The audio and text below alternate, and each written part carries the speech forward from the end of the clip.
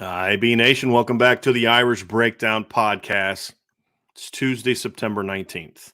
The next Saturday that we're going to have is September 23rd. And Ryan Roberts, my dude, this is a game that has been marked on calendars for Notre Dame fans for quite some time.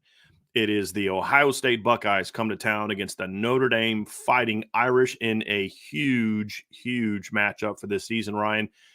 There is a lot at stake in this game for both teams, and we're going to dive into that during this show. We're going to talk about just kind of what this game is going to, how this game is going to impact the 23 season for both teams, for college football in general. We'll talk about, what's at stake for Notre Dame from a big picture standpoint, because there is a lot more at stake, big picture for Notre Dame, and I believe there is for Ohio State as well, which we'll talk about.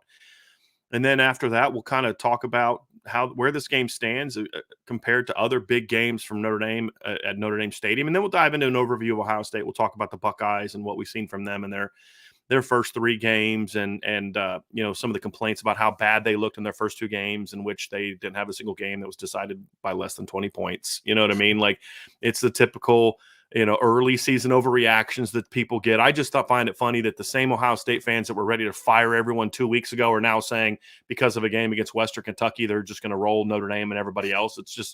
It is funny seeing those irrational overreactions in both directions. But the fact of the matter is, Ryan, these are two really good football teams that are squaring off against each other on Saturday. And the game is going to have major implications for both teams, not just the both teams, but also for the college football world. There's going to be a lot of people with their eyes on what happens in South Bend on Saturday night.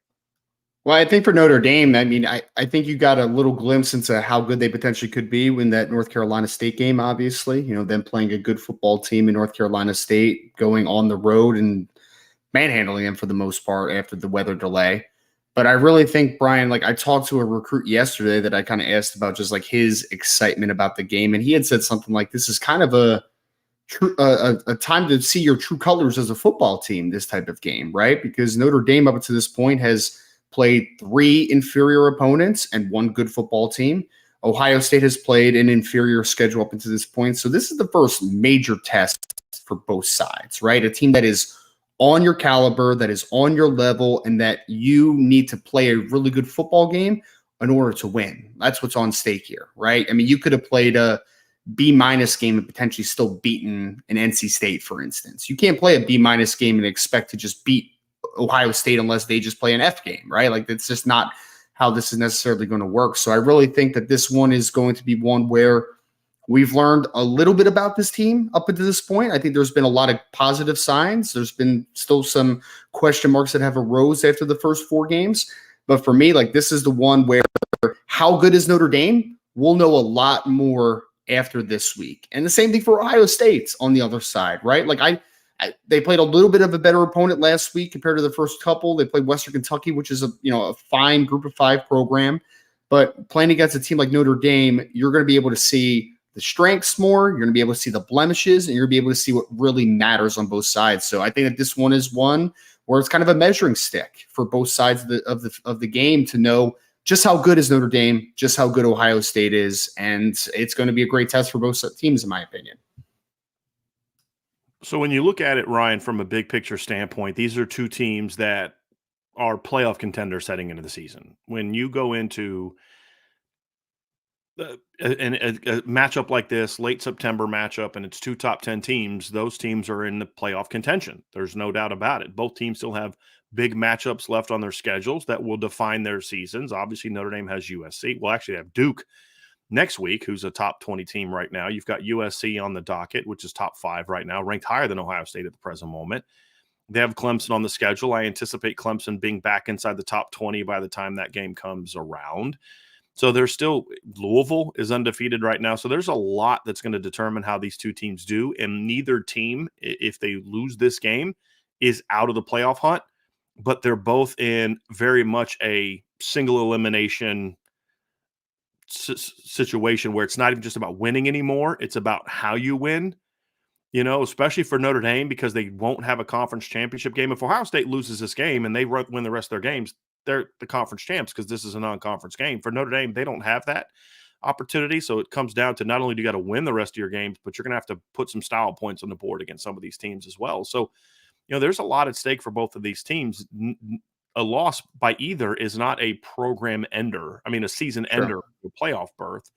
But I will say this, a win is a huge boost to their resumes. And I would argue, and I don't think anyone will really push back on this, a win for Notre Dame does even more for their resume than a win for Ohio State does for theirs, just because of the perception of the two teams.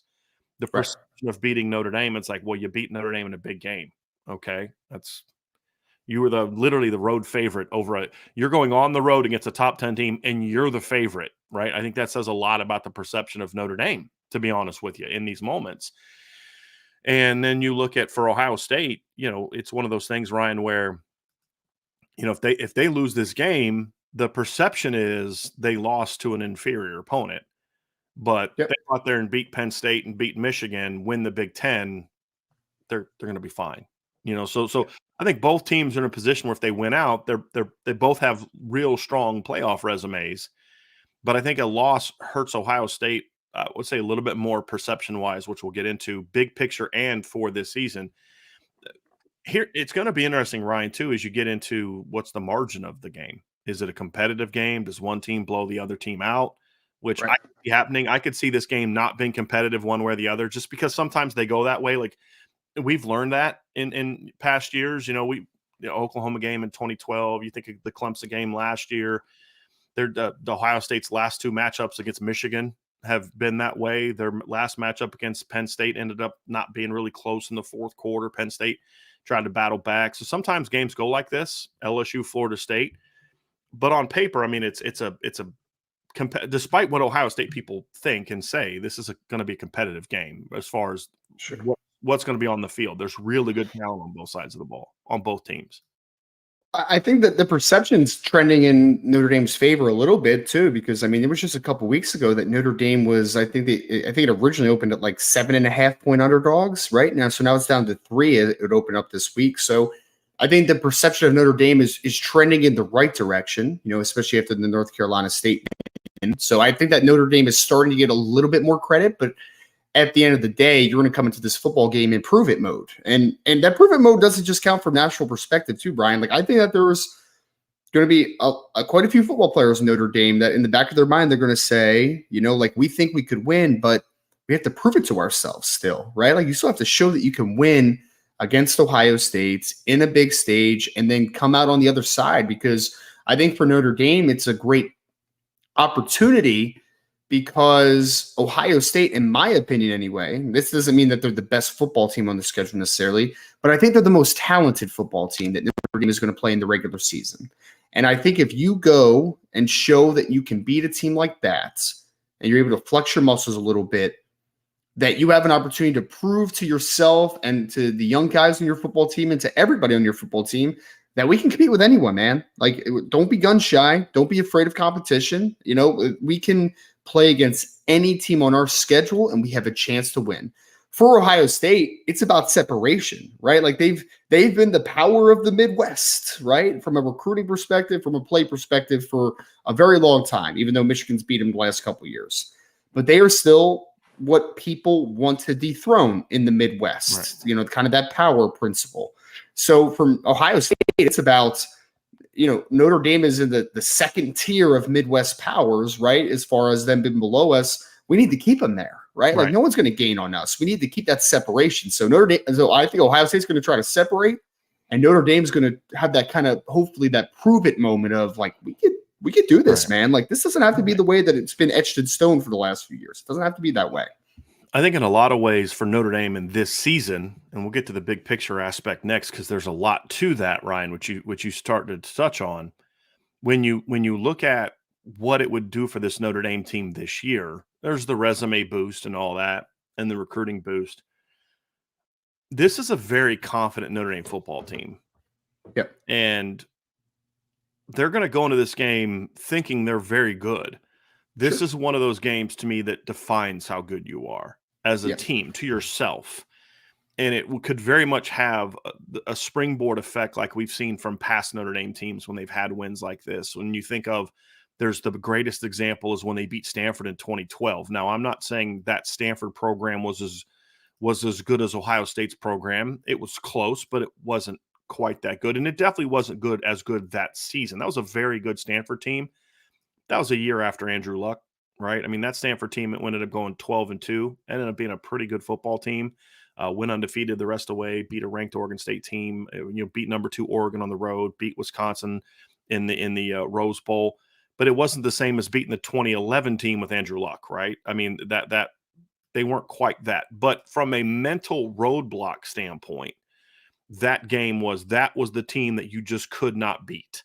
There was nobody below the fifth-year senior class that had played in a game against Stanford where they had won. And in all honesty, Ryan, outside of some seniors and fifth-year seniors, they hadn't even played in a Stanford game that was competitive.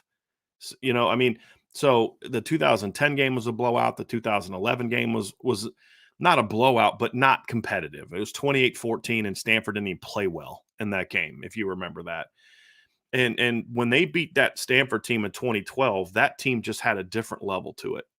It really did. And they just kind of went out. It's like once they beat Stanford, you knew they were going to beat Oklahoma. You knew they were going to beat everybody else on their schedule the rest of the way, and they did. And I think this is the kind of game that could have that sort of impact for this Notre Dame football team. And for Ohio State, it's just a get back on track type of game. Let's be honest, Ohio State has not played well in these games in recent years. And people can just point to Michigan, but it's not just about Michigan. Yes, Michigan beat them the last 2 years. That's obviously big. But in 2021, they played a game against Oregon at the beginning of the season at home and got beat, and got physically beat up. It was a competitive game because Ohio State's really talented and put up a lot of yards. But it was one of those games, Ryan, where they don't exactly have the greatest track record in some of these big games in recent years. And this is one of those games to me that could do for Ohio State similar to what I think it could do for Notre Dame, especially if Notre Dame comes out and plays well. If Notre Dame comes out and plays well, there's a level of respect that Ohio State players will have about this football team. I don't think Ohio State respects Notre Dame. I don't. There's nothing that they've said or done as a program. Forget fans. That Ohio State fans don't respect anybody. But if you look at it, Ryan, I don't think that there's a lot of respect for Notre Dame within the program. They think they played like crap last year and beat Ohio State or beat Notre Dame by 11. And in some ways, there's some truth to that, Sure. But we could dive into that and pick that apart. I don't care to relitigate last year's game, but I don't think there's a lot of respect there for Notre Dame. If Notre Dame comes out and punches them in the mouth and they're throwing blows and you're getting blows thrown back and then you're having to counter punch Notre Dame and they go out and win a dogfight, I think that's one of those games that could be a spark for Ohio State as well, Ryan, because this is a team, in my opinion, that just kind of at times in the regular season tends to just kind of go through the motions because they're just really talented and better than everybody else. And it's jumped up and bit them in the behind a little bit in recent years. So it could prove that way for Ohio State as well, maybe. But I really think this is a game that is there's a lot more on at stake for Notre Dame to me from a perception standpoint than Ohio State as far as winning. And somebody said this in the chat, and I think there's some truth to that. I'm going to pull this up here real quick. Joe Dinosaur says this game is a lose-lose for Ohio State. It's like playing the Browns. If Ohio State wins, they should win. If they lose, Notre Dame Super Bowl and Ohio State sucks. I mean, I think that's a little bit of an overreaction. I think people will say, "Wow, Notre Dame's better than they used to be, but still Notre Dame."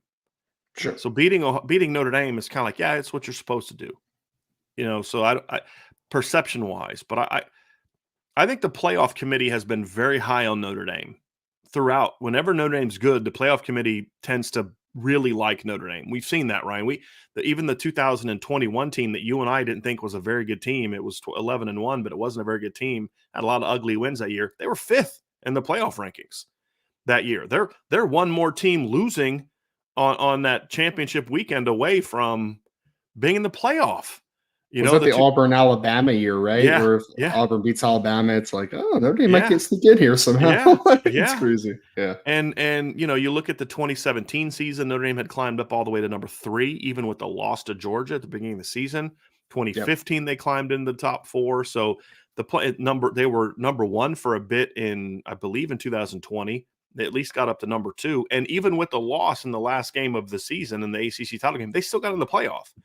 So I think the committee likes Notre Dame. So I think from a playoff committee standpoint, beating Notre Dame is going to be impactful for Ohio State and is the kind of win they can get to where they can still get in the playoff with a loss to Michigan or Penn State down the road. Sure. One of those. Yep. And so I do think it helps them quite a bit. But for Notre Dame, Ryan, and this is where we'll transition next. I mean, it's not Notre Dame Super Bowl, but it is a from a big picture standpoint, Ryan, this is a program defining game, meaning who are you right now? Are you a team that's just not there yet and not really close because Ohio State comes onto your field and kicks your butt? You're close but not there yet. You play in a hard-fought game, but you lose in the end. Or is this your, we have arrived moment? Sure. And that's really what's at stake for Notre Dame on Saturday. Well, I would coin it as setting expectations, right? And it's because we always talk about setting expectations as far as this is the coach's expectations. This is what he's drilling into his football team. This is what they want to achieve as goals every single year and define their program as, right? But it's a lot easier to say things than to achieve things, right? To have the action behind it. And I think that this is a type of game that can truly cement what your goals are for a season, right? What you are capable of. We could talk about the standard all we want, but in the end, the standard has to be defined by actions, right? And because we'll hear Coach Freeman talk about this until he's blue in the face, about, what Notre Dame stands for and what Notre Dame is and what Notre Dame needs to be and championships and all those great things, because that's how it should be. But the fact of the matter is that's not what Notre Dame has been in recent years, right? And with the actions this week, a team that, won championship in the last 10 years in 2014, but has been a team that has consistently been in the playoffs for the most part. They just took the national champions down to the wire, gave them their, toughest test last year as far as a difficult game. So I really think that Ohio State is that brand, similar to how Notre Dame's a brand. But Ohio State's a brand that's built off of, they've won a lot of games over the years, right? They have been that Midwestern power. And Notre Dame has a chance to, I think, solidify what the standards are at Notre Dame for this team, right? Not the overall standards, because the standards have been built upon what Newt Rockne and Ara Parseghian and all those guys have done, Lou Holtz, the greats that have come through Notre Dame. Right. But in the Marcus Freeman era, what are the standards of Notre Dame football? What are the expectations of Notre Dame football? I think the game against Ohio State can show you what those should be and what they are currently, because talk is cheap, action means everything. And I think Notre Dame, if they're able to come out with a big victory in this, even if it's a nail biter where they play really well, I think that is from the national perspective of like, oh, Notre Dame might be all right? Like Notre Dame already has Georgia's respect with how they've taken them down to the wire a couple of times. But they also have Ohio State's respect because Ohio State took them down to the wire last year. You don't think that Georgia's going to look at Notre Dame and be like, oh, they might be real. Ohio State has Georgia's respect? Yeah, they took them down to the wire last year. I thought you were saying they had Ohio State had Notre Dame had Ohio State's respect. I'm with no. Yes, you were correct. Notre Dame has Georgia's respect for what they've done over the last couple of times they played. Yeah. Yep. On the same page. So Ryan, when you look at what's at stake for Notre Dame from a big picture standpoint, there's a lot of different things to this. Number one is, we've said this before on this show plenty of times, if you want to be considered a national power from a championship standpoint, not from perception, because like Notre Dame's a powerhouse program from a marketing, a perception standpoint, a brand standpoint. It is a powerhouse from a brand standpoint. Yep. And a lot of people say, Notre Dame's not relevant because they haven't won in X number of years. And it's like, well, that has nothing to do with relevance. That should speak more to the brand, that they're still as relevant as a brand despite not winning in 35 years or whatever, right? And not really having a team that was even competitive on that stage in a long time. So brand-wise, Notre Dame's a powerhouse. But what Notre Dame has not been since 1993, really, is a football powerhouse. And that 88 to 93 stretch is the last time that Notre Dame was a football powerhouse in our view, and in anyone's view. And so if you want to become a football powerhouse, meaning for what you're doing on the field, not your brand, not your recruiting prowess, and not any of that stuff, but what you are on the field, if you want to become a national power, you have to first be the best team or even second best team in your region. And right now, I would say if you look at the last 5 years, Notre Dame is the number 2 program in the last 5 years. But for the last 2, Michigan has been significantly better program than Notre Dame on the field. Yep. And so you have it right now, you're at risk of falling to 3 as opposed to being number 1. And this is one of those games, Ryan, that can kind of prove that, because no matter how, I mean, look, you look at Michigan and Ohio State. Michigan's beat them 2 years in a row, and it hasn't resulted in them winning a whole lot of recruiting battles against Ohio State. Notre Dame's already winning some recruiting battles against Ohio State. Now, Ohio State's winning more against Notre Dame than the other way around. But as we saw with the Kingston Viliama-Asa pickup, they're starting to win some of those battles. Right. This is one of those games, Ryan, that can put Notre Dame in that standard of saying, hey, guys, we are the best team in the Midwest. Now, there's a lot they'd have to prove to be that.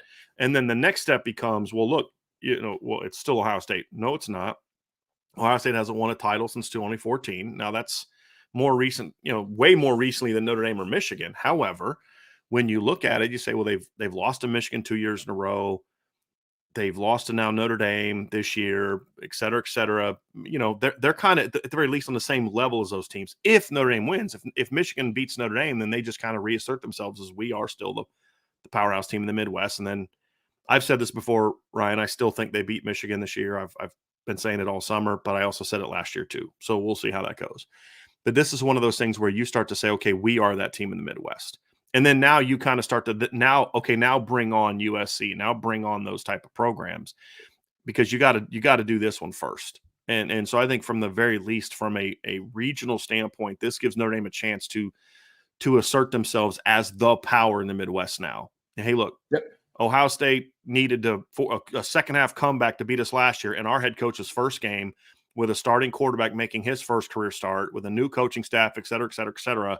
Now we've got some time under our belt. We've got some of our own recruits on the field, and boom, here's what we did to you. That's what's at stake for Notre Dame. Or, well, you can have however many games you want and you get whatever transfer quarterback you want. You still can't beat us. That's really what the dichotomy is when it comes to establishing yourself as the power in the Midwest. And that's the first thing that Notre Dame can achieve with a win on Saturday, in my opinion. When I talked about it a little bit yesterday in the recruiting, well, not a little bit, I talked about it in the recruiting show yesterday as far as what the relevance is from the Midwest perspective. And I think we've talked about this a ton, but I've definitely talked about this in the past, is that Notre Dame is climbing the ladder to get back to the top of college football. But you can't just skip over Ohio State and Michigan and those schools, right? Like, you can't just say, oh, we're at the top now with Georgia off of a big victory. Like, no, like, you have to first show that you are the power in your region, in the area where you do a lot of your recruiting, where you are going to battle these teams on a year-to-year basis. I mean, right now, Ohio State is going to win, because I'm looking at this from a recruiting perspective as well. Ohio State has won, obviously, the last few times Notre Dame has played, the 5 times or whatever it's been in my lifetime, 4 times, whatever. But they also have won a lot of recruiting battles, right? And because Notre Dame is going to compete with Ohio State in multiple ways. It's not just on the field, it's also on the recruiting trail. It's in the perception battle. Like, all those things matter so much. And in order for Notre Dame to do that, and again, I'm thinking about recruiting here for a second, because it's great that you have a charismatic head coach that can come in and that can really just capture the imaginations of people and the message, right? That's great. It's also great that you're putting together a coaching staff that I believe is going to be better at developing consistently across the board on your team. But the next step also is that you need to be able to show that why would this player who brings a big background, big recruiting profile, why would he not want to come to Notre Dame over Ohio State, right? Why would he not want to do that?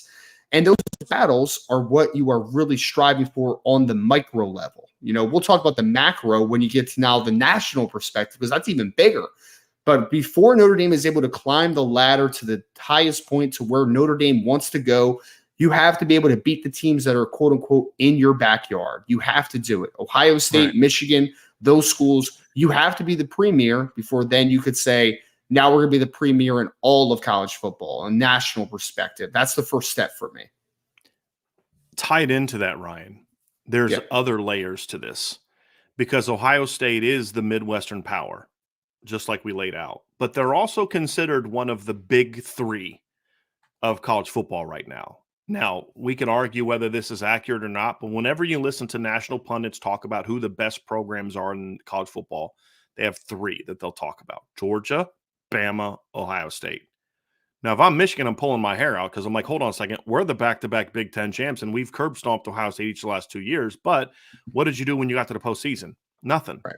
You got beat both times. You got blown out by Georgia, and you lost a flipping TCU, right? I mean, so that's the perception. Now, I think TCU was a good football team. I predicted TCU to win that game, so I wasn't shocked by it. It was a good football team, very talented football team last season, and kind of everything went right for them last year. Sure. But that's the perception, is they are also a national program. And the reality is, Ryan, Notre Dame has 2 huge wins over Clemson in the last 3 years. But the fact of the matter is, neither of those games get the same credence as you get if you're to beat Ohio State this year, or if you'll beat Georgia in the postseason or Bama in the postseason, because Clemson's not viewed the same. Neither of those Clemson teams are viewed the same. We've even laid that out, that these aren't the same. You never beat Trevor Lawrence. You never beat Deshaun Watson. You almost beat Deshaun Watson. But right now, the last 10 years, Notre Dame is defined more by their almost games than they are by actual wins. Let's be honest. Because those 2 Clemson teams they beat aren't respected, to be honest with you. Well, I'm thinking about the reaction to the Clemson victory last year, Brian. I felt like there was more reactions of, man, Clemson, the train is done now, right? Like the reign is done for Clemson. They need to kind of have a reboot. And barely anybody talked about, like, maybe there's a little bit of a rise that's happening at the University of Notre Dame. So I think the perception is that Clemson's on the downtrot, not necessarily that Notre Dame's on the up and coming. You know what I mean? So that I think that exactly. Opinion is out there, I would say 100%. And I think there's some fairness to that opinion, to be honest with you. I don't think that they beat a vintage Clemson team. In 2020, that ended up being a Clemson team that was in the playoff. They had Trevor Lawrence, they had Travis Etienne, but it was also a team that didn't have Trevor Lawrence in that game. They didn't have Tyler Davis in that game. And let's be honest, the fact that it was a game played in front of 20,000 people takes some of the magnitude of that game away. It does. Last year's win over Clemson was a big win at the time. It was a huge win for Notre Dame. It was, but it was not where you're now on the level where you beat one of the big boys, because Clemson has not been considered that perception-wise since Trevor left. That's just the fact of the matter. It's just reality. And I don't know that Clemson will be perceived that way this year either, because they already have a loss to Duke. No matter what they do between now and Notre Dame, Ryan, there's nothing they're going to do that's going to make people think, oh, you're a vintage Clemson team. Because people still don't respect the ACC. I think that's incorrect, especially with what's happening on the field this year in the ACC. But that's the reality of it. This is still a team that's considered one of the big boys. And Notre Dame hasn't really beat one of the big boys in a long time. You mentioned how Notre Dame has Georgia's respect because they took them down to the wire. But you know what their record is in those 2 games? 0-2, right? That's the reality of it. And so if you want to be considered a tier 1 team, and this is what we're getting at, you can't be a team that, boy, you guys really played Georgia close. You guys gave Georgia everything you could handle. Boy, you guys had a lead on Ohio State until late in the 3rd quarter. Job well done. Yeah, I mean, you got lost by 11, and Ohio State missed a field goal in the 4th quarter, in the second half. But, hey, you guys hung in there for a while because we expected you to get blown out. Like, that's where Notre Dame is. They played Ohio State to an 11-point game, and people are shocked. Wow, that was well done by Notre Dame. Like, that, how sad is that for where you are as a program, that you lose by 11 and people are like, wow, you guys hung in there. It's like a little condescending pat on the back, like, good job, Skippy. You guys didn't get beat by 40 like we all expected you to. That's where Notre Dame is as a program. That's just a fact. And so you can say it's not fair, whatever the case may be, but the fact of the matter is you are going to be perceived that way until you win one of these games against a team. And I kind of in some ways feel like people are already I feel like people are already sort of setting up an attempt to diminish this game by keep dropping Ohio State in the rankings, even though they're winning. But this is still Ohio State. It's still a team that's going to have I mean, Ryan, you and I talked about it. We've seen 14 different players from this Ohio State team projected as a first-round pick by somebody, right? This, which is a little nuts, but that's where we're at. This is the kind of win that you can't spin away. Though people will try, but you can't spin it away. And that's what's at stake for Notre Dame. Well, I think that Ohio State, it's not proven production all the way around, but I would say that they have one of the top 3 to 4 rosters in all of college football. Like that's what I would say, right? And at the end of the day, Ohio State has enough talent where even if they're not playing incredibly well, they still have a chance to win a football game because hey, Marvin Harrison can still make a play out of structure, right? Emeka Egbuka can make a big play. One of these running backs can break off something. Steel Chambers can make a big play in the middle. Tommy Eichenberg. Like, there's so many talented football players on this roster that it's not like Clemson, for one, Brian. Like, Clemson still had a lot of talent last year, but it's not quite as talented as what it had been in their heyday. This Ohio State team is still as talented as they have been over the last few years. It's just now about, they might be a little weak in a couple areas where you need to be a little bit stronger. And that's a conversation that we'll have, obviously, during this football game and leading up to this football game. But at the end of the day, this is an Ohio State team that is not lacking in talent, folks. I mean, there's a reason that so many players are being projected there. Are all of them should all of them be in these first round mock drafts? Absolutely not. But the reason that they are is because they are talented, right? They are incredibly talented football players. And you're kind of betting on the upside. And there's some positions that need to be better for Ohio State, need to be developed more properly. But at the end of the day, it's a talented team. So no, you can't wipe away the legitimacy of a Notre Dame victory if they're able to beat Ohio State. If they beat Ohio State, that means that they played a team that you have not had on-field success against in a long time, and you beat a team that has a lot of future NFL players. Right. That's it. Right. You beat a really talented football team if you beat Ohio State. Yep. There's it's funny just listening to, like, I'm reading some of the stuff in the chat, Ryan, and like it's comical because it just shows the perception of who Notre Dame is. Ohio State fans have no concept of who Notre Dame is. Like, it's so obvious when you listen to their pundits and people jump in the chat. Like, a guy is now saying, Notre Dame doesn't have a home run back. And I'm like, okay, they just had an 80-yard touchdown against NC State and a 72-yard touchdown come back. But sure, their running backs averaging over 8 yards a carry. But yeah, sure, buddy. It just, but that's the reality. And it's like this, we can complain about it as fans and analysts all we want, but until you win one of these games, that's just going to be who you are. That's the world you live in until you give them a reason not to. I mean, that's the fact of the matter. Which team has the leading rusher coming into this game out of the two teams? Which has the leading yard per carry average coming into this game? Right. I mean, we were just, for some reason, we're not giving enough credit to Audric Estime, and not us, obviously, but like just and it's like, well, they haven't played anybody, and I'm like, okay, but they're still having better success running the football than Ohio State, and they've played better rush defenses than what Ohio State has played so far. 100%. But again, we could do this all day. This is who the world you're going to live in until you win these type of games. Sure. Right? Like, you and I can talk until we're blue in the face about how good NC State is. It's NC State. You're not defined at Notre Dame by beating NC State. You're not defined at Notre Dame by beating Navy and beating Tennessee State and Central Michigan. Now, Ohio State can go blow out Western Kentucky, and people can say, hey, they're back, they're fine. Why? Because they have proven it in the past. And so when they show that kind of performance, it's like, oh, okay, this is the team that they are. Because they've already created their standard as a program. Exactly. Yeah, they have a national championship in the college football playoff era. Right. They've won multiple playoffs. They played in the national championship game in 2020. They took Georgia down to the wire last year. And sure. I think the Ohio State argument that if Marvin Harrison doesn't get hurt, they win that game, there's merit to that, in my opinion. I don't think that they lose that game if Marvin Harrison gets hurt. But that's where they are, whereas Notre Dame's last 2 playoff appearances, your head football coach from that football team is saying, well, yeah, but we didn't lose to Alabama as bad as Ohio State did, and we didn't lose to Clemson as bad as Alabama did. That's not where you want to be, right? Like, we're talking about a moral victory. Sad place to be, right? Yeah, we're trying to find a moral victory off of losing their blowout loss, right? Right, exactly. Right. What was the Clemson score? It was like 28-3 or 30-3, right? I think was the final score of that for. They lost by 27, and then Bama lost to them by 28, 44-16. Yeah, I remember Dabo said, "Oh, Notre Dame was the best team we played all year." It's like, "Oh man, that was exactly what Brian wanted to hear."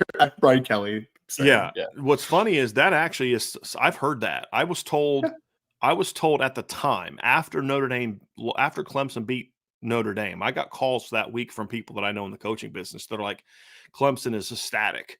They're like, they were way more worried about Notre Dame than they were Bama. And then, of course, they went out there and steamrolled Alabama. But the fact of the matter is Notre Dame lost 30-3. That team Clemson was not afraid of, but had a lot of respect for and knew was going to be a tough game. They beat by 27. We only lost to Alabama by 17, where Ohio State lost by 20 something. I'm like, A, you scored with a minute left to make it that score of a game, and B, Alabama pulled starters in like late third quarter because they knew they had to get ready to go play Ohio State. Like, that's the world that Notre Dame has been in. It's the moral victories. And that's not where Notre Dame is supposed to be, Ryan. And this is the kind of game that starts to change that narrative. Now, you can't win this game and then go lose to USC and lose to Clemson and and kind of fall apart. You've got to build on it. But this is the kind of game that, if you build on it correctly, changes your perception. It does. It changes your Midwestern perception. It changes your recruiting perception, and it changes your national perception. It does. Now, it won't change your perception of Ohio State fans, because they'll just say, well, our team's not very good this year, and that's who they are. But I don't care about them. It's about changing that national perception, especially from a recruiting standpoint. It does. And so that's what's at stake for Notre Dame this week, Ryan. There's no ifs, ands, or buts about it. That's what's at stake.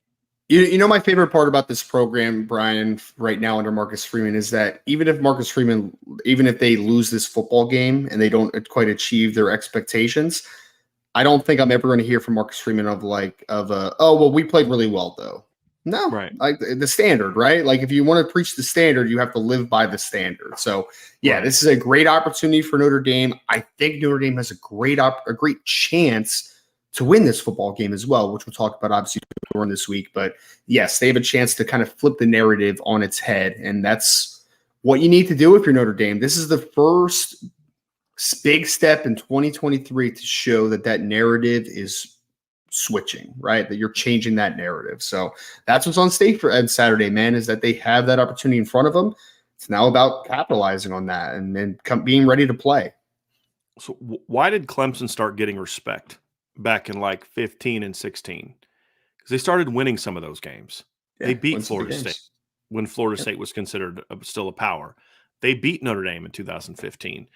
They didn't, and then of course they took Bama to the wire, but then they kicked the door down the next year and beat Alabama. Right? That's how they became that team. It's what they did on the field.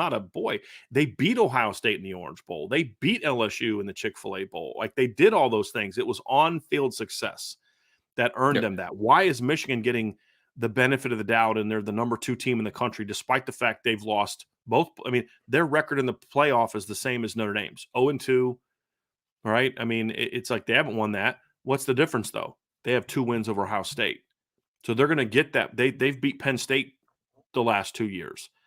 So they're going to get that benefit of the doubt because they've earned it with who they've beaten. And when you look at Notre Dame's playoff teams, 2018 they beat Michigan. Michigan wasn't a great team that year. They were good, but Notre Dame beat them by a touchdown. Then Ohio State hung 60 on them at the end of the year. You know what I mean? Notre Dame's 2020 playoff team, you beat Clemson. A hobbled Clemson, but then they ended up beating you by 24 the next game. Who else did you beat that year? North Carolina, Pitt, BC. That's your claim. So that's really what it comes down to is your reputation is built off who you beat, not who you almost beat. Who you almost beat gets you a little pat on the back. You got to start winning these games. And I will say this too, Ryan. This is the most confident I've been in a Notre Dame football team that they don't have to play out of their minds and play perfect and have everything go their way. Like, could Notre Dame have beat Bama in 2020? Sure. If Bama would have had multiple turnovers and if Notre Dame could have caught a couple breaks with some big plays and some things, sure. They could have pulled off an upset, but they would have needed to play like that kind of perfect game. Same in 2018. I think the 2018 had a much better shot at beating Clemson if they would have played better but they still needed some breaks. They needed that fumble on the kick return to be recovered and give them that short field. They needed those type of things to go their way. They couldn't afford to have your quarterback turn a ball over instead of throwing a touchdown pass. This is one of those games where it's just kind of like, just play your game. You don't have to play out of your mind. Just play your game. And this is the first time in a long time I've actually felt that about a Notre Dame football team, where they don't have to play out of their minds and hope that Ohio State shoots themselves in the foot. It's go play your game. And if they play their game, they'll have a shot to win this football game at the end. And that's because, like, here's the funny thing about the Clemson game last year. Notre Dame didn't play that well last year against Clemson on offense. Their offense was average at best. So it wasn't the perfect game for Notre Dame. but they showed that, hey, we have the type of talent that if we can go make some of these plays and go do some different things. And that's where Notre Dame is at in this game. And we'll break down, I'll have my midweek rundown tomorrow. I'll break down different aspects of the game. Ryan and I'll do our keys to victory on Thursday, and we'll break it down that way as well, Ryan. But that's kind of what has me really looking forward to seeing this game is seeing that part of it.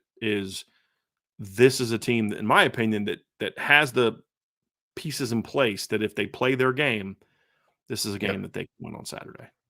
I'm excited to see who brings the juice on Saturday. And I talk about that all the time, but this is the first team in a long time, because I agree with you in the fact that I think this is a different type of Notre Dame team as far as their ability to not play their best, but still be able to capitalize on mistakes and still be able to capitalize off of their strengths.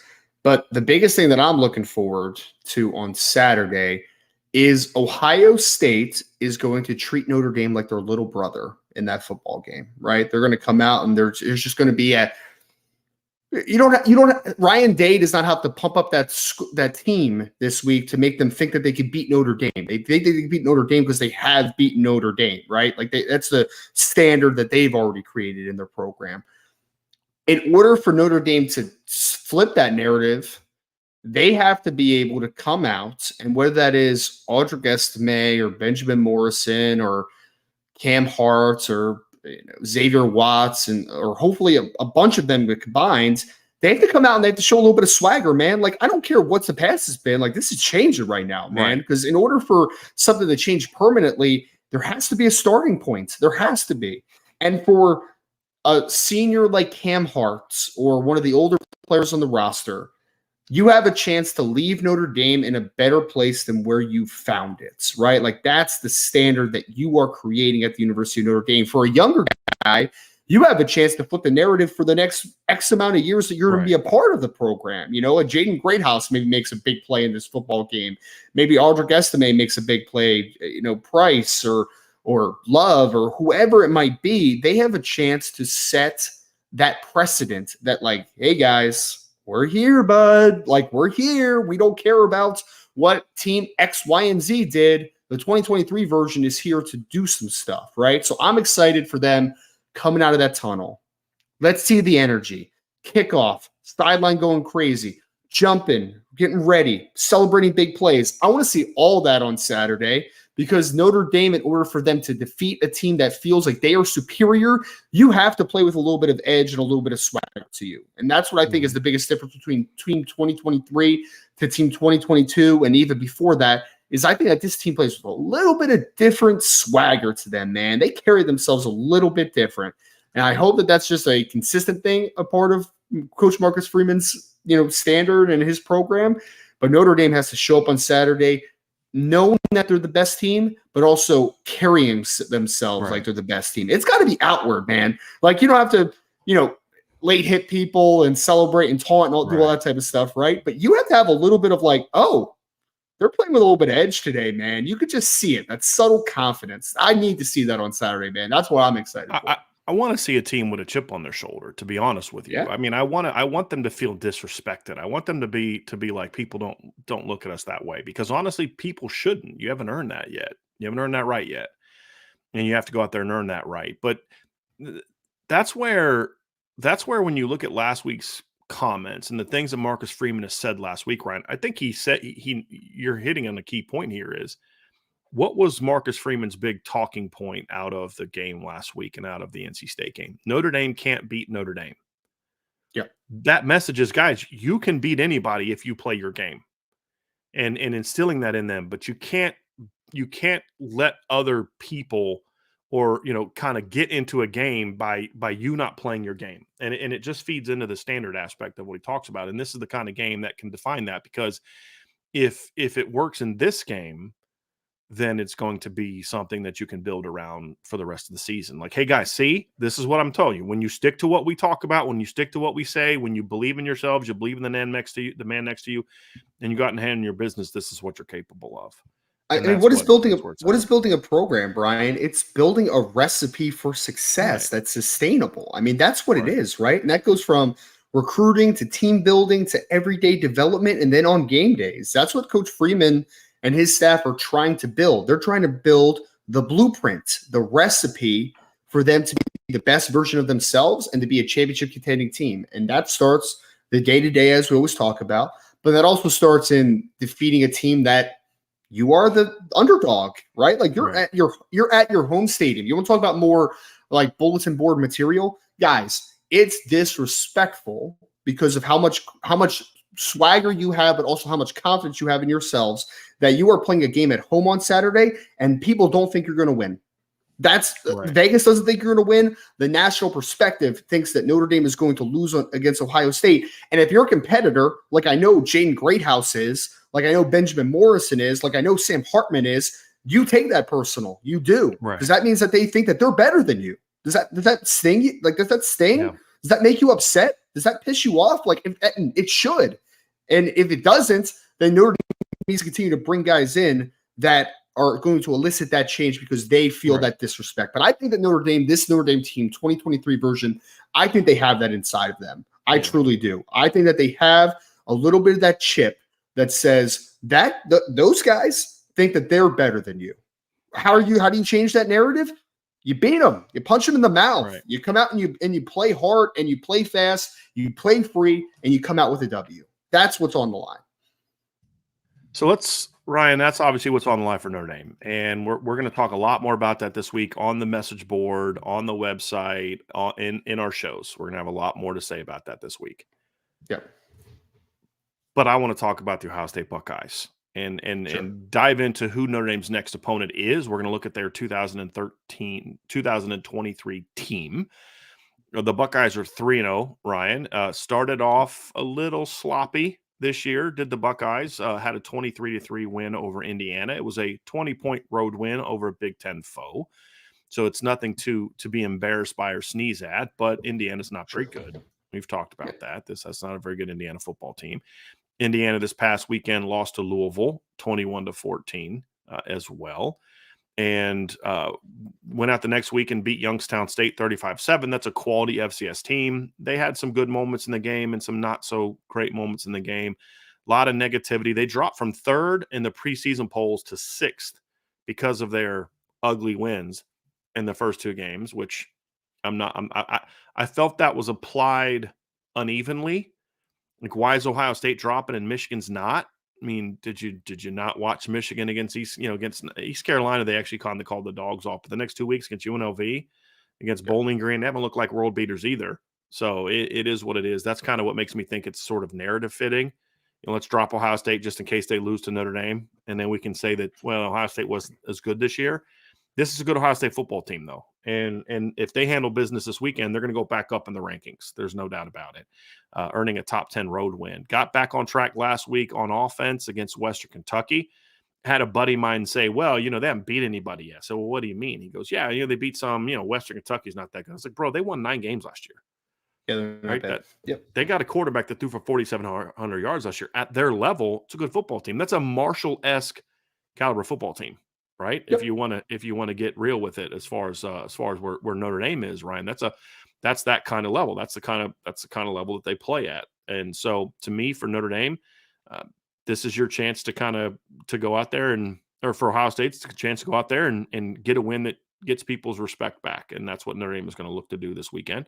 But that's also what Ohio State's looking to do this weekend, Ryan, is get back on track and prove to 4-0, jump back up in the rankings. When you look at the Buckeyes, Ryan, statistically, they're averaging 40.3 points per game and giving up 6.7. Their defense has been very good the first 3 games of the year. They're very much on par with where Notre Dame was through the first 3 games. Actually, Notre Dame through their first 3 games gave up slightly fewer points than first 2 games. Notre Dame gave up more in their third game, but the first 2 games Notre Dame was actually a little slightly better.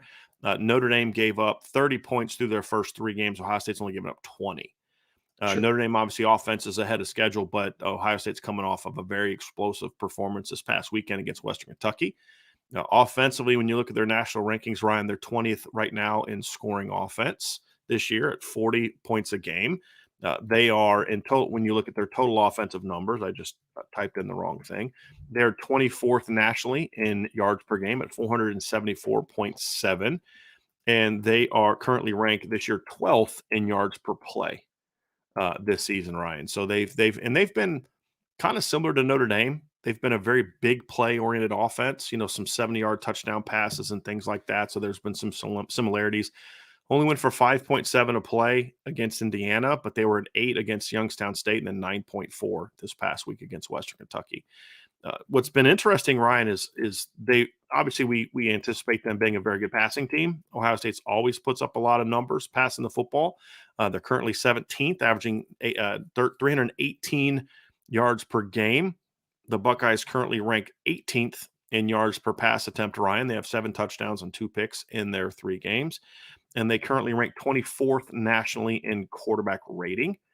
And they rank 37th nationally in completion percentage. So obviously a lot of volume and production from the pass game. The surprise for me this year, Ryan, so far has been the running game.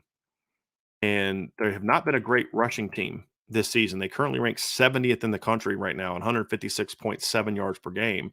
They're averaging 5.2 yards per carry, which ranks them 32nd. So that shows, I think, a little bit of a better number than does yards per game because they also throw the ball a lot. But still, 32nd in yards per rush is not where you're used to seeing an Ohio State football team. They did get back on track a little bit this weekend against Western Kentucky. They rushed for 204 yards and 6.2 yards per carry against an Ohio State team, or against a Western Kentucky team, Ryan, that was okay last year against the run. I mean, they were okay. They gave up 145 yards per game. Gave up 252 last year to Auburn in October or November game. So obviously we know Auburn wasn't a great football team last year. Gave up over 200 to UAB. Gave up over 200 to UTSA. But also had some quality moments as well. So it was a good performance rushing game wise, getting back on track a little bit. But there's talent in the backfield, Ryan. There's talent outside. There's no question about it. What's really been the reason that Ohio State hasn't been quite as dynamic offensively to start the season as they're used to being, in my opinion. Because last year they only scored 21 against Notre Dame, but the next. I mean, they didn't score lower than 49 or 45 the rest of the way until you had that November 5th game in the bad weather at Northwestern. And then after that, it was 56 and 43. And then they had the Michigan game. So, I mean, you were 45, 77, 52, 49, 49, 54, 44 last year, 44 against Penn State. So they're not scoring quite at the rate that they have in the past. And a big reason comes down to it is they have a quarterback that's still developing. And as far as a starter, getting comfortable as a starter, I would say that Kyle McCord's 3rd game of the season, I felt, Ryan, was his best game of the season so far. I thought he was good against Western Kentucky.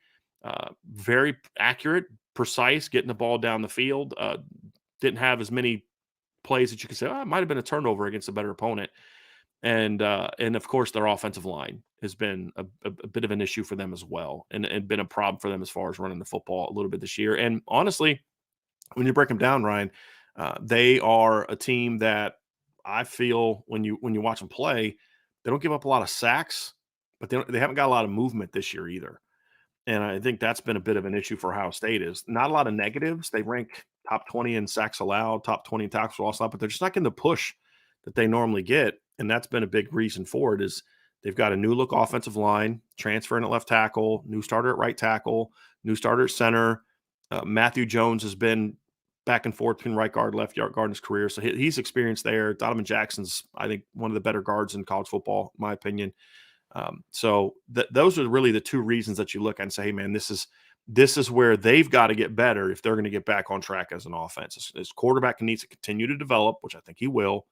And their offensive line has to play a lot better, because one thing we know, Ryan, is they have a lot of talent on the perimeter and a lot of talent at running back.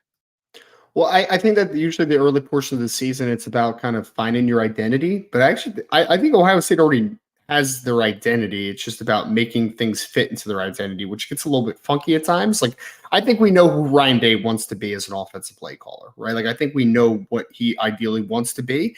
So that's about now Kyle McCord and some of the other players who are first-year starters to fit into that role in his offense potentially. And I think that you've seen growing pains, obviously, at quarterback. I agree. I think each and every game it's gotten better and it's gotten better. So he's heading in the right direction. I think that he's a player, not to get too much into the weeds, but I think that he is a player that if you get pressure on him, he's going to be, it's going to be a struggle at times, right? And I think that that's the biggest thing is I agree with you that Ohio State's offensive line has been surprisingly efficient in pass blocking so far. There hasn't been a ton of pressures, a ton of sacks given up. But I do think that the one thing that they lost off of last year's team was talent for sure, but also a lot of size, right? Like you lost a lot of size. I mean, DeJuan Jones is a massive dude, obviously, but also Paris Johnson was a big A dude at left tackle. I almost cursed on the podcast of how big that dude is, right? Like he's a big guy. So losing a little bit of that physicality, a little bit of that ability to move, I do think that is affected. I also think that the running backs, albeit both very good players, in my opinion, I like Travion Henderson, I like Mayan Williams a ton.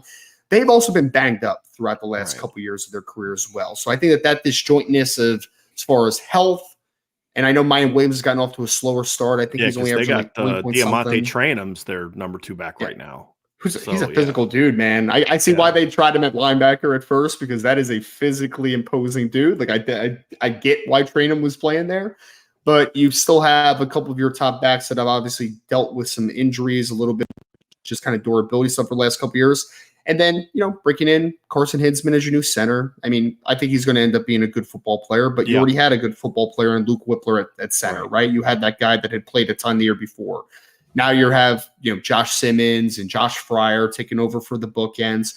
So I think this Ohio State offensive line, I believe eventually at some point in this season will be a ton better. Will be end up being a solid unit, because right now I think that it's kind of a one-dimensional unit right now, in my opinion. I still think it's a pretty athletic group. I just think that you have kind of lost a little bit of size and physicality. And the running game has just been kind of stagnant throughout most of the season just because I think that the combination of new offensive line meshing together and just some durability stuff that you've seen in the past. Travion Henderson did look pretty explosive last week from what I saw, so it looks like he's getting a little bit of his explosiveness back. But I really think that this team is just a little bit further ahead as a passing team, which should be expected. You have a guy in Kyle McCord who, although semi-inexperienced coming into this season, still developing over the first couple games and still is a junior in college. So it's not like he's a first-year player that's never played football at all. So you still had a little bit of experience under his belt, and then obviously having Marvin Harrison Jr., Emeka Egbuka, Julian Fleming, and then all those freshmen, a lot of pass game weapons, and that's kind of been the identity of this team for a long time now for Ohio State. Yeah, I'll make a statement here real quick that I don't know how. I'm curious what Ohio State fans think about this, Ryan. At no point in time this year are they going to be as good at tackle as they were last year, or close. They won't be. Yeah, you lose a first-round pick and then DeJuan Jones. Like, it's going to be with tough. all due respect to Josh Simmons and Josh Fryer, they just don't have the talent. Even if they reach their full potential. If Josh Simmons reaches his full potential this year, he's nowhere close to Paris Johnson. And same thing with Josh Fryer, DeJuan Jones. But you watch their run game. I do think their run game is going to take off at some point in time this year. I just hope it's not this weekend for Notre Dame's sake, Ryan, because a lot of the issues too, they're not getting a lot of a push right now. And part of it's because they don't have quite the size they did last year, but they still have 310, 313 pounders at tackle. Donovan Jackson's over 310 pounds. Matthew James is 315. Carson Hinsman's 300, who I think is going to be a great player when it's all said and done. Yeah. But there's also issues, Ryan, with timing, which is not to surprise. We've got a new center, 2 new tackles. It's not a surprise. Especially with they're a heavy inside zone team as well. Right. So that timing and that ability to work together in unison, that matters a lot in that type of system. Yep. And they're going to get that going at some point in time, in my opinion. So I do think their run game at some point will take off. Here's my bold statement though, Ryan. By the time we get to November, let me see who Ohio State plays on November 4th. Let me see who that is. So that first weekend, by the time they get through the Wisconsin game and get into their last month stretch of Rutgers, Michigan State, Minnesota, Michigan, and then the Big Ten title game, which I predicted Ohio State will be in preseason, the inside of their offensive line will be better than it was last year. And here's why I say that. I think Donovan Jackson is going to be an even better version of himself. And I think he's been pretty good so far this year, as far as a guy that's still getting used to having two new people around him. It's a really talented kid. Yep. Yeah. This. One of the things I thought Notre Dame made a mistake not taking Carson Hinsman 2 years ago. He liked Notre Dame a lot. They decided to go a different direction. I like Ashton Craig a lot, but I would have taken Ashton Craig and Carson Hinsman, in my opinion. Yep. Very good football player. He has got a little bit more body to him than Luke Whippler did. He just doesn't have the experience that Luke Whippler had. I think he's more in like the Josh Myers mold comparative to Luke Whippler mold. Yeah. Yes. And he's going to be a good player. And I've always liked Matthew James as a good steady guard. So I think and he's played a bunch. He was part of that group last year. So it really comes down to once Carson Hinsman gets comfortable being the center, I think that's when the interior of their offensive line really starts to take off. And that's when I think you'll see that group be better. And that's when you'll see Ohio State's offense start to take off, because they're going to struggle to match what they've been in recent years if they have to rely on Kyle McCord to throw for 370, 380, 400 yards every game. And that's something that hurt CJ Stroud in recent seasons, Ryan, is they'd go into some of these big games and they were one-dimensional. And teams could say, yeah, we'll give up our yards, but we're going to make you work for those yards. And it hurt Ohio State. It hurt them in the pass game, because they like 2 years ago against Oregon. They threw for 484 yards, only scored 28 points. They had 54 passes, and they were able to say, hey, 64.8 completion percentage, 9.0 yards per attempt, but they forced 19 incompletions in that game, and then Ohio State couldn't run the ball in that game. They only ran for 128 yards, and they couldn't score enough points. And then they go against Michigan later that year, and they only run for 64 yards. So it didn't really matter that CJ Stroud went out against Michigan and threw for 394 yards and 2 touchdowns, because he needed 49 attempts to get to it. Right. And that was the thing that kind of hurt them in recent years, is they just weren't able to go out there. That hurt them against Notre Dame last year early in the game. Now, they got the run game going in the late third quarter into the fourth quarter, and that's what broke the game open. But part of the reason they couldn't put points on the board early in the game is because they couldn't run the football on Notre Dame. And they were trying to throw the football too much. They put too much of a burden, in my opinion, on CJ Stroud. And when Ohio State is at their best, it's when there's a better balance. And I think that's what they've got to get back to. That's when they've had their best teams, in my opinion, is when those teams have a little bit more balance. And I think the offensive lines can have a chance to get that. Because like when Marvin Harrison got hurt, why could they not still beat Georgia when he went down? Because they couldn't run the football. When they needed yards at the end of that game, they couldn't get them.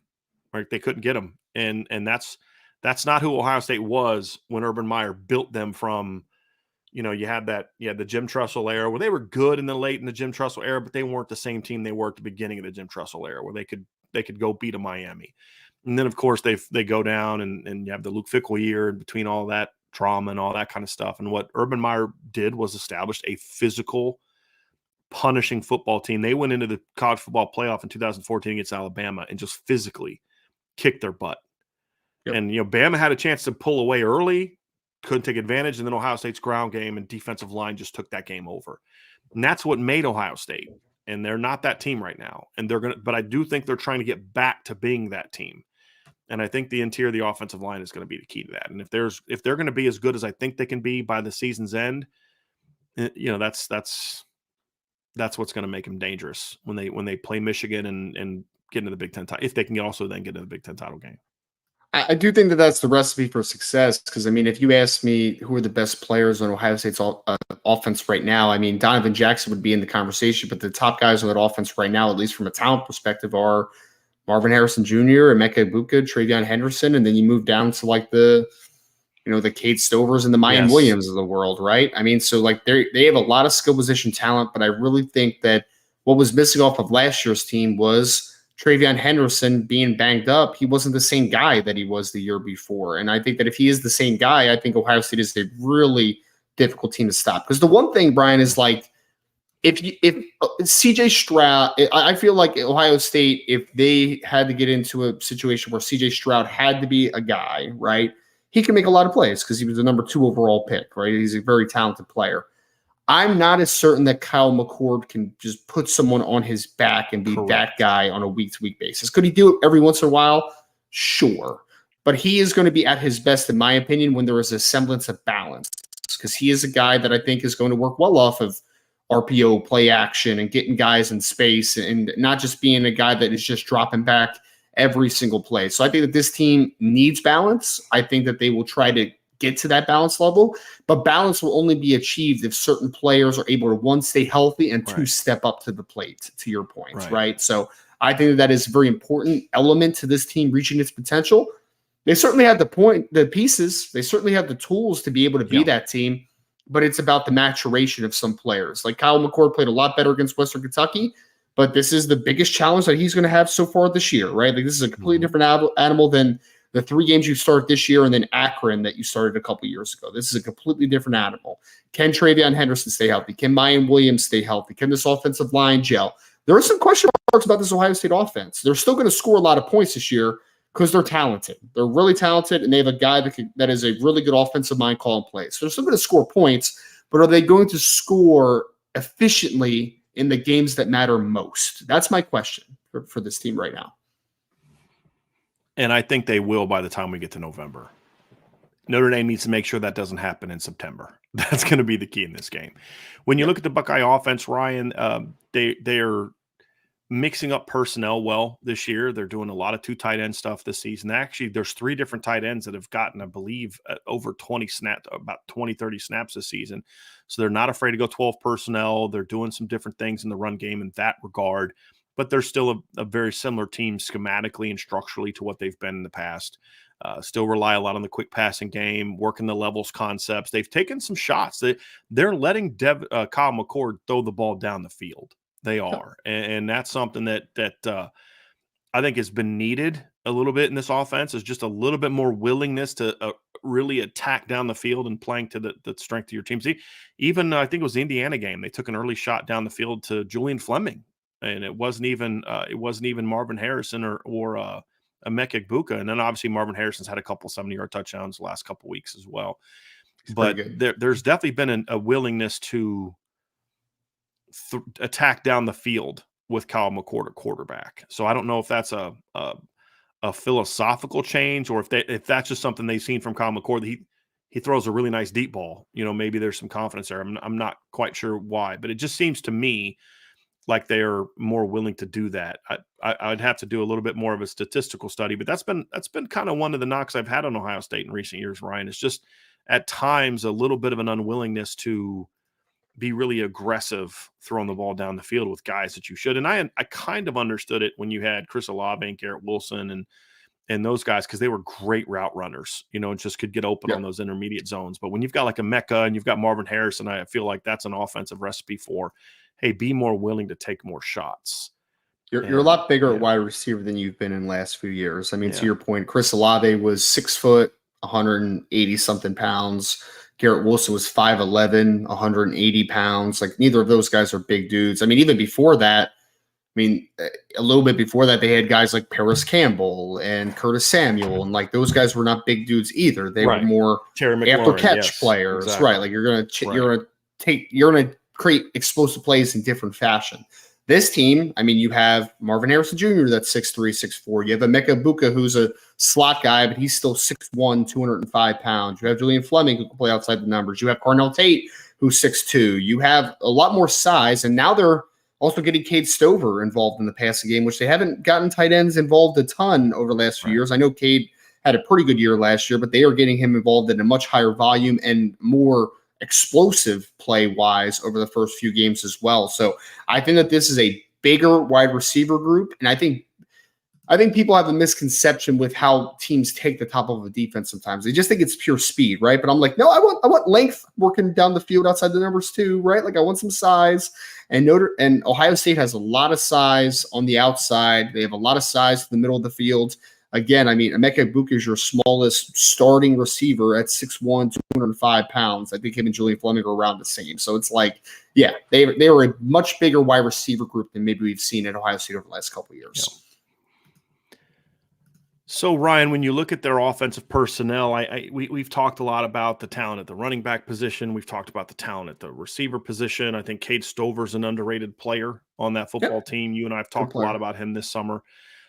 They've had a couple other tight ends working in the mix this season so far. Joe Royer's one who's kind of a blocking guy. And for some reason, the other kid who I was watching off of 88, his name is escaping me right this particular moment. I'm looking it up. Give me 1 second here, everybody. I'll have this here for you. But the other tight end that they've been using is Jelani Thurman. No, that's not who it the is. freshman? It's G. Scott. Excuse me, G. Oh, Scott. G. Scott, former wide receiver. Yeah. So they've been using him as well. 88's G. Scott. So they're using multiple looks.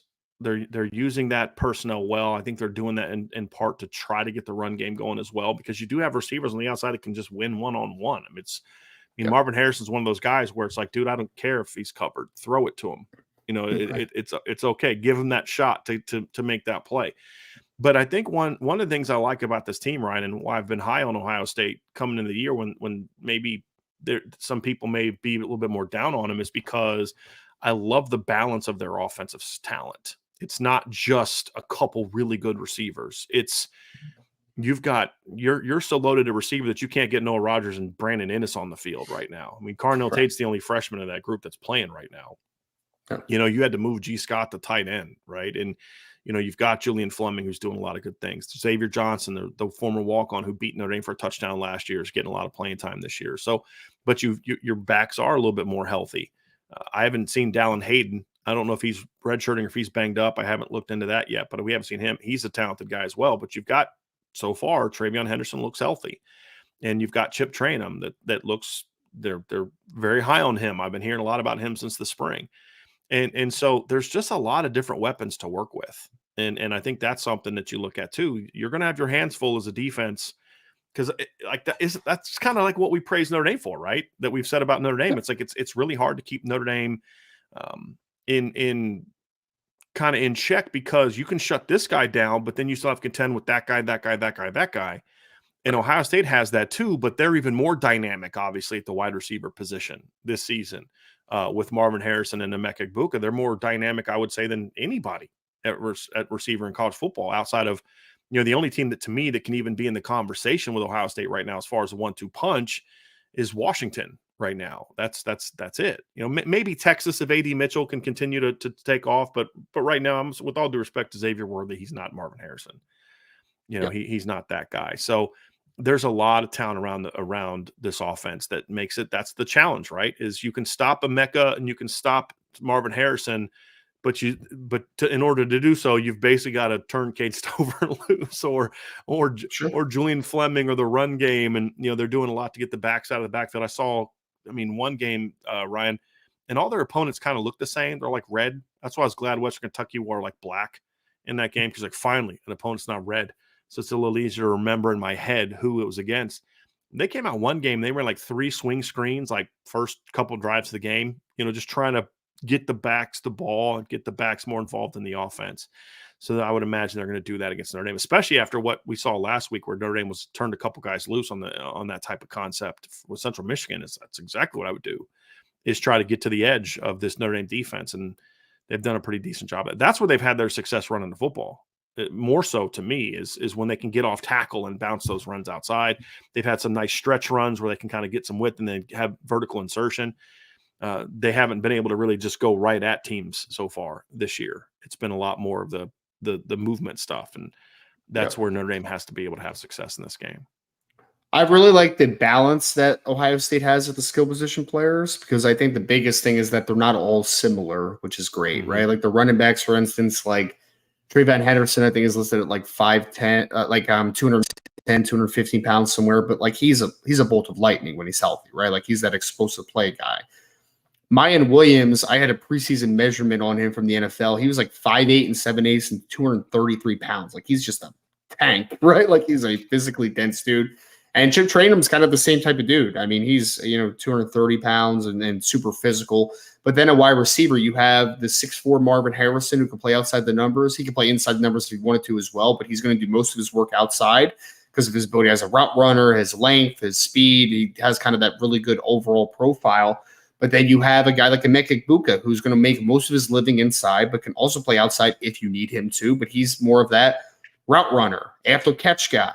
Julian Fleming is a little bit more of a just solid overall player. Like, he can play outside the numbers, he can play inside the numbers. He's not dynamic as either one of those guys, but he's a good, solid football player. And then you got Cardinal Tate, who's a little bit more in the Marvin Harrison role. And so you have a really good balance of type of playmakers. And not only can you win over the middle with a guy like Emeka Egbuka as a slot receiver at 6'1", 205 and really make guys win in space, you can also do a lot of cool things with Cade Stover in that role as being a 250-plus pound tight end right around 6'4". So I think the balance is the biggest difficulty that Notre Dame's going to have to contend, right? You're going to have to find – because Ohio State's going to find matchups. They're going to find matchups that they like and find some one-on-one opportunities. Notre Dame defensively is going to need to be able to dictate some of those matchups that they get into as well. You know, is there a tight end eraser in this game? Is there a guy that they want to Marvin Harrison's side more often than not? Is there a guy that when they're really kind of opening things up and Emeka Egbuka's working in the slot mostly, who's the premier slot defender that they want to play with that guy mostly? Is there a linebacker that they feel good about playing in man-to-man coverage against one of the running backs out of the backfield? Like, those matchups, I think, are going to be a big thing in this football game, because Ohio State, and this is a Ryan Day thing, is that I don't think Ryan Day is as balanced as he needs to be consistently. But Ryan Day is a really good person as far as creating matchups for his playmakers and getting them out in space. Notre Dame has to be able to dictate those matchups themselves. They can't just be super reactive this week. They need to be a little bit more proactive. So if there's a guy that you like a matchup on your side, you need to try to kind of force their hand and make sure that that is the matchup that you get. Matchups and one-on-one opportunities are going to be a big part of this football game, in my opinion, especially against that Ohio State offense. There's no doubt. And the Notre Dame receivers are going to have to be smart in this game too. Or excuse me, Notre Dame corners are going to have to be smart. DBs are going to have to be smart in this game. You've got to know when you've got a chance to go make a play, and you got to know when, okay, let's play another day. Go tackle the guy, let him catch it, tackle him, you know, because we saw that last year, you know, with Cam Hart when he tried to jump that out cut to Emeka Egbuka, didn't get to it, catches it, and, you know, you make that kind of mistake against Central Michigan, maybe your safety's fast enough to get over there and stop them after 25 yards. Not against Ohio State. That's going to be the key. That's going to be the key. So they require you to play with great discipline, Ryan, in the pass game, because if you don't, this is a team it's, you know, we were talking earlier in the last week, or was it earlier this week, about comparisons between Lincoln Riley and Ryan Day. And one thing I'll say they have in common is they are two great pass game coordinators that if you make a mistake, they are going to hurt you and hurt you bad. If you make a mistake, if you make an alignment mistake, if you make a personnel mistake, the savviness of Ryan Day last year to see Tariq Bracy go out, and what does he do? They put a freshman in there in the slot, go right to him the very first play, go right to it, beat him for a post route touchdown. Right, that changed the game. I think that's where that was Ohio State's. That gave Ohio State their first lead since like the first or early second quarter, late first quarter, and so to me that's you just can't make those kind of mistakes against Ohio State, because outside of 2-3 plays, I mean, you kept Ohio State in check. They didn't rip off the big plays in normal. The concern I have when you evaluate what Notre Dame's done the last couple of weeks in the pass game is they have been leaving spots of the field open. This week you're playing a receiving core that if you do that against Ohio State, it's not going to be a tip ball interception. It's going to be a 40-yard gain. Right. And that's just what they demand of you. Exactly. They're going to find space. Yeah. Yep. Exactly. You had the advantage as far as the skill position players for the last 4 games you played. If they're going to if you're going to vacate space and allow them to create a play, they'll beat you, but they won't destroy you, right? They won't really capitalize in the sense of taking one the distance. If you make a mistake against an Emeka Egbuka and you leave a zone vacated, he's going to create a big play. Marvin Harrison Jr. is the same way. Even Julian Fleming is that way. Cade Stover in his role could do that stuff as well. Travion Henderson could certainly do that if he's healthy. So yes, there is a lower margin for error this week as playing a space game. You need to be able to control the space and stay disciplined to the space. And because look, Kyle McCord is going to throw for some yardage this week, right? Marvin Harrison Jr. is going to get some receptions this week. Travion Henderson is going to create some plays this week. You have to understand that there is a give and take. You don't want them to create the big play. Marvin, you're not going to shut up. I love Benjamin Morrison. If Benjamin Morrison goes against Marvin Harrison Jr. every play, I think he'll make some plays, right? But Marvin Harrison's still going to make a lot of plays because he's a really, really good football player who's probably going to go top 5 in the 2024 NFL draft. It's about eliminating the highest level of impact on a play to these types of players. Right. Keep Emeka Egbuka to 12 yards. Don't let him turn it into 30 plus, right? Marvin Harrison Jr., keep him at the catch point. Don't let him, create a big play down the field, shake someone off, and then go for 60. That's the keys, is to limiting the impact that very talented football players can bring to the table. That's a paramount thing for Notre Dame this week.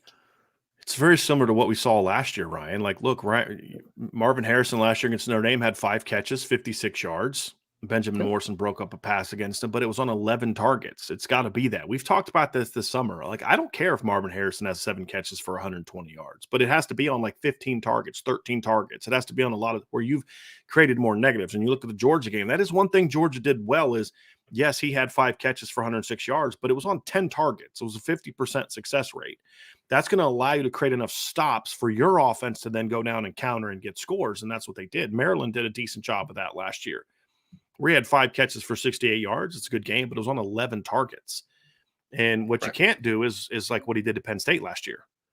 He had 185 yards receiving, 10 catches on 12 targets, right? That's a difference. And then the other thing that we've talked about too, Ryan, is you can't, if Marvin gets his, you got to make sure nobody else, you've got to be able to handle the other matchups as well.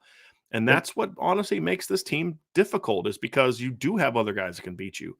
But it's not so much, can they stop Marvin Harrison? Can they stop this guy? It's more about, can you make sure that you then don't get ripped up by the run game, that you then don't get ripped up by Emeka Egbuka, that you don't then get ripped up and give up 4 catches for 75 yards to Cade Stover or Julian Fleming and those type of guys. And that's what makes it difficult, but it's what you need to do to win this kind of football game, right? And that's exactly what the recipe has been for teams in the past is, Georgia gave up their yards to Ohio State last year in the pass game, but Ohio State couldn't run football on them. So it wasn't enough. It wasn't enough to get the job done. And that's where Notre Dame's going to have to be. It was very demoralizing in last year's game too, when in the fourth quarter, when it's a 14-10 football game and you still have a chance, that Ohio State is just able to assert their will on you, right? And it was just downhill running. It was Mayan Williams, and you just could not counteract and stop it, right? And that's the biggest thing, is that Ohio State has the type of players that even if you take something away, they still have other tools in the toolbox to be able to make a lot of plays. That's why you need to be smart. You need to understand how to dictate matchups. You need to be aggressive at times, but you also need to understand, like, hey, man, we're not just going to throw everything in the fire and pray that it all works out, right? There has to be a really key game plan in this one. And I think that, for me, I think that Al Golden has it in him. I think he's shown that he can potentially do that. I think of a couple game plans that I've really liked, and there was 1 or 2 that I didn't love so far this year. So defense needs to be ready to play, because they are certainly going to be challenged against a very talented Ohio State offense. Let's move to the other side of the ball, Ryan, and talk about the Ohio State defense. This has been the best part of their team so far, statistically and on film. The Buckeyes this year have been a very just shut down defense so far this season. When you look at what they've been able to do, they're only giving up right now 223.7 yards per game and 3.6 yards per play. None of their opponents have had more than 284 yards. And they did that this weekend against the Western Kentucky team, Ryan, that if you're not familiar with Western Kentucky averaged almost 500 yards a game last year. And this is a team that puts up a lot of yards. They're an air raid team. They put up 465 against South Florida, 433 against Houston Christian. Not as dynamic as they were last season, but still a team that when you hold them to 284 yards and only 204 passing yards, that's a good day work for Ohio State's defense, Ryan. And so when you look at where they are, and we talk about how Notre Dame's defense ranks really high, they're doing really well.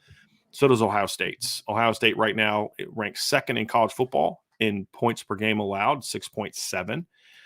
They rank 3rd in college football at 223.7 yards per game. That's 11 higher than Notre Dame, about 10.5 higher than Notre Dame. Notre Dame's 4th in total defense.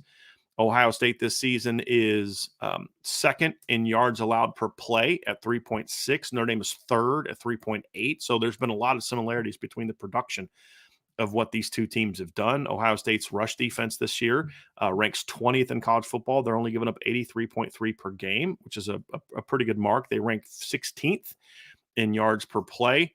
Their pass defense this season, Notre Dame ranks 4th in passing yards allowed. Ohio State's ranked 7th at 140. Notre Dame has given up 2 touchdowns and given up 5 picks. Ohio State's only allowed 1 touchdown so far and has had 3 picks. Ohio State ranks, let's see here, 8th in pass efficiency defense. Notre Dame is currently 1st.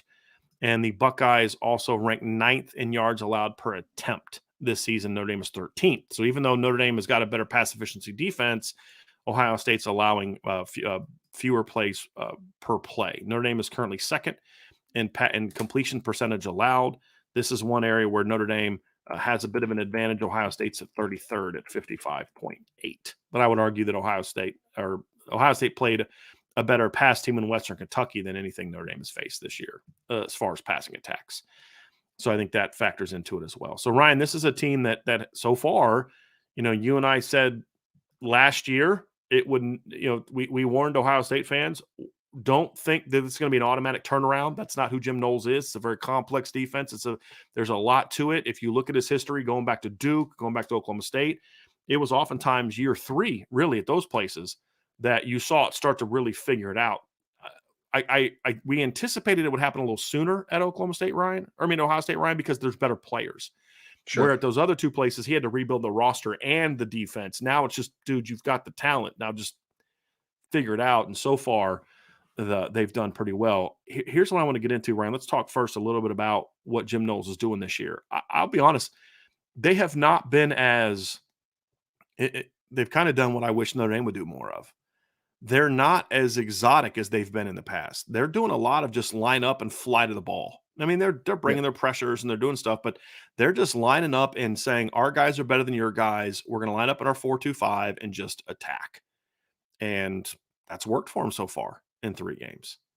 Yeah. Well, and I think that they have always had obviously a lot of talents, and I think that for me, it's, you don't have to be exotic when you have talent, right? You really don't. I mean, as a defensive coach, I always wanted to be as simplistic as possible and be aggressive when I wanted to be, right? Not aggressive out of necessity, aggressive out of luxury. Like, that's my biggest thing, right? And I think that for me, we've seen growth for some players this season so far. And again, it's a 3-game sample size against not the best competition in the world. But Denzel Burke, for instance, looks a whole lot better than what he looked last season. I did not think he was a great player last year. I think Denzel Burke is playing really good ball this year. I think the safeties have been cleaner this year. Ronnie Hickman moving on. I know Josh Proctor's still been banged up and everything, but like Latham Ransom has been a pretty good football player so far. The linebackers on the second level have been good and clean, and I expected that one, right? Tommy Eichenberg and Steel Chambers, I thought, played really good football last year, so they've been clean. And then the front 4, and they have depth there. You talk about the defensive tackles of Michael Hall and Tyleik Williams and also Ty Hamilton, and then the defensive ends with JT Toimolo and Jack Sawyer and a couple of the young guys they have there. They have dudes up front. It's just about consistency on a snap-to-snap basis. They've been more consistent this year. But my biggest takeaway, Brian, of this defense is, 1, I think they're more comfortable. But 2, I think they've been better on the back end than what they were last year. I think the secondary has taken a massive step forward. I think Denzel Burke has been a whole lot better than what he was a year ago. Because, Ryan, if you look at the Pro Football Focus numbers, and again, what do we always say about Pro Football Focus? Don't pay attention to their grades, but pay attention to their data collection. And I do like their data collection. And if you look at Ohio State this season, Notre Dame fans talking about how Notre Dame doesn't get any pressure on the quarterback. Guys, I had to break it to you, but if you watched Ohio State, I mean, they haven't got a lot of pressure on the quarterback this year, Ryan. I mean, they had, if you look at the numbers, I'm going to pull it up here right now. Let me pull up the Ohio State defense here real quick. Just give me 1 second here. So if you look at this past game, they've had 5 sacks in 3 games, right? Just solid. But if you look at it against Indiana, they were credited with 13 total pressures, 1 sack and 2 hits on the quarterback by Pro Football Focus. If you go to week 2 against Youngstown State, they were only credited with 8 total pressures, 2 sacks and 1 hit on the quarterback. This past week, they were a little better against Western Kentucky. They had 20 total pressures, two sacks and 5 hits on the quarterback so far this season. And, when you look at Notre Dame had 10 against Navy, 2 hits and 2 sacks and 3 hits on the quarterback. That was against Navy, who doesn't throw the ball that much. Now, Notre Dame had 19 pressures, 1 sack, 8 hits on the quarterback against Tennessee State. You look week 2 against NC State, they had 28 pressures, 1 sack, 3 hits on the quarterback. And then this past week against Central Michigan, Notre Dame it was their lowest production of the season on a per pass attempt basis. They had 14 pressures. That's it. And 2 sacks and 3 hits on the quarterback. And they did not do a very good job getting pressure on the quarterback. However, that's still better than what Ohio State's done every week but one, and then not much worse than what they did in their best week. Their pass game success so far has come because they have been very disciplined in their back seven as far as jumping routes, beating guys to spots, and their corners have been pretty good so far. I'm not a big fan of their corners, Ryan, based on what we've seen, but you can only go off what you see on film, and what we've seen on film so far is their corners have been pretty good. They gave up 1 big play early to Youngstown, but that's against Cameron Martinez, who barely plays. I think he's maybe 10 snaps the whole season. But when you look at what their main guys have done, they've done a pretty good job so far this season of limiting what teams are doing to them, throwing the football. And they've played one team so far who's been pretty good. If you look through it for 3 games, Ryan, Denzel Burke, according to Pro Football Focus, has given up only 3 catches on 7 targets for 42 yards.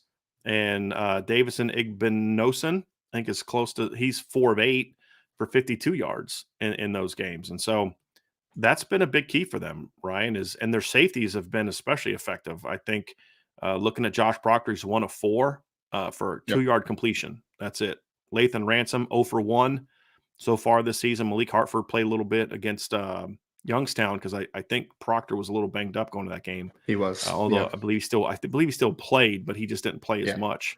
It was the most Josh Proctor thing of all time, that he actually had one of the best games of his career, but then he got banged up and still missed a little bit of time. Most Josh Proctor thing of all time.